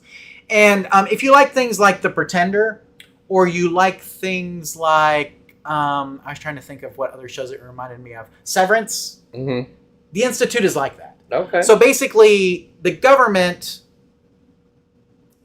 they find kids that have like psychic powers. They can either move things with their mind or they can read minds and things like that. Mm. Then they kidnap them and they take them to the Institute. Okay. Okay? And they do experimentation on them. I've only watched like the first 3 episodes. Okay. And then they wipe their memories and put them back. Mm. And so right now the kids are in the Institute. Right. And you see them experimenting and doing things on them. Okay? And it's very interesting. So like Severance, it feels very Severance-y. Okay. Very Pretender-like. So if you like those shows, The Institute is up there for you, I would say. The Summer I Turned Pretty just wrapped up. And it's about a girl who has this this girl's family who has a relationship with this other family, and they go to a beach house every year, and the boys in the other family end up liking the girl. See, I'm thinking strictly chick flick. It is. So I watch it with my wife. Okay, so. But it's But very. it's not. It's not what? I mean, it's not. It's chick. Yeah, it's chick. Okay. Yeah. But it's good, and the drama is good. Okay. You know, I would probably like it. If it's something you need, if you need something to watch with your wife, there you go. there's 3 seasons of The Summer I Turned Pretty. It just ended, and they're doing a movie that happens like 5 years after the last episode. Okay. So, I mean, it was good. It's decent. I mean, if you like the beach drama, pretty people thing, then it's for you. So I need to go. We're getting close on time. I got one more, but Go. What's your last one? The Paper. Have you heard of The Paper? I haven't heard of it. It's on Peacock. It's made by the same people who did The Office. Oh, okay. Okay, and it's the same documentary crew. Okay. And so, it's like, very similar. Yeah, it's very similar, except for instead of focusing on like a paper selling company, it's focused on an actual newspaper. Okay. Okay, but it's like the same documentary crew. Oscar from The Office is in it, Okay. and so like his character is the same. Okay. Everybody else is different. But this newspaper is owned by the same paper company that Dunder Mifflin's owned by. So it's the same subsidiary. So it's all connected. And they're about to. You don't have to have Peacock because here in about, I think, a month or so, they're going to start showing them on NBC. It was so popular, they're going to show them on NBC. And so, but it's good. So if you like The Office, do you like The Office? I do. You'll like the paper. I mean, that's what it comes down to. So I want to talk about just one sports thing. Okay, one sports thing. We're going to talk about the Cowboys versus the Packers game. Did you watch? I did, unfortunately. Okay. I stayed up too late. and I'm going to say this on behalf. A lot of Cowboys fans are happy with the result. Yes. And I'm really upset. I'm like, I don't hate ties. I know. I was thinking the same thing. I'm not. I don't want a loss. I guess it's better than a loss. Yes. But I'm not happy about a tie when we had first and goal at the 3 or something, and we got a running back that's getting 4 yards every time he touches the ball. Yes. It was exciting. If you're a Packers fan, we have not beat the Packers in so long, and we at least tied them, and they are a very good team. And Michael Parsons is still really good, and our defense is really bad. Agreed. Really bad. Agreed. And we got the best offense and the worst defense. I've never seen that before. I mean, just make one play at the end, and they couldn't do it. So I was not real happy with that ending. And a lot of people were like, "Yes, we tied," and they were happy. And I'm like, if you're setting your expectation up for what we expected versus what happened, that's what a lot of people said. Yes. We thought we were going to lose by 20 points, and we tied the game. And I'm like, I'd rather lose by 20 points, I think, than barely lose. Something I forgot to mention, Tim, is real quick for sports. Ties. I went to the last. That's why I don't watch soccer. I don't like ties. I went to the last Rangers home game. Oh, okay. With my dad, he bought tickets, and we found out it's now the last home game that Bruce Bochy was the manager of the Rangers. Right. Because he just got kicked out. But guess what they did? They had the roof open. I hadn't been there with the roof open. Oh, how cool was that? And this was the view from our seat. Wow. Isn't that beautiful? I wish I can kind of. I was about to say I may be able to show it to him. Oh, neat. That's pretty good. Yeah. It came in pretty good. Yeah. So, I mean, it was beautiful. I mean, usually when you go inside, it looks like a mall because the roof is closed. But when the sun was out, I'm like, this is how God intended baseball to be played. In the sun. But anyway, Tim, before you go, I got to get over to live chat real quick. YouTube Punk says the next Jurassic Park will have zombie dinosaurs. I believe it. They need to keep upping it. Let's see. Joe says Fantastic Four is genius. They did a great comic book for it also, if you're more into reading that. He says Lighar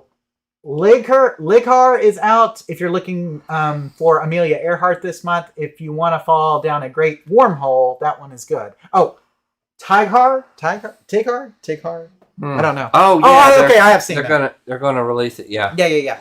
So I do want to see that. Yes, for sure. And I should have mentioned we are also watching Peacemaker, and they had like a big like reveal recently. And in Peacemaker season 2, like Superman basically collides right into Peacemaker season 2. Lex Luthor is in Peacemaker season 2, the same actor. Okay. And so it is really good if you're not watching it. Okay, Tim, I think we're done. Yeah, I gotta go. Sorry, everybody. Thank you for sticking around so long. Thanks for letting me just get some stuff off my chest and for listening and being understanding and being here. So absolutely. Thanks for everybody, and thanks for tuning in. Thanks for hanging on with us through the after show, especially after Tim just went like straight for it. Hey. That's what the after show is for, guys. That's what it's for. So, but we want to thank you guys for being here tonight, and we hope to see you next month. Take care. Be safe. Have a great Halloween, and we'll see you soon. Hey, remember, what do I say about Halloween? Full-size bars, guys. Yeah. You can do it. Full size. Okay. We'll see you soon. Bye.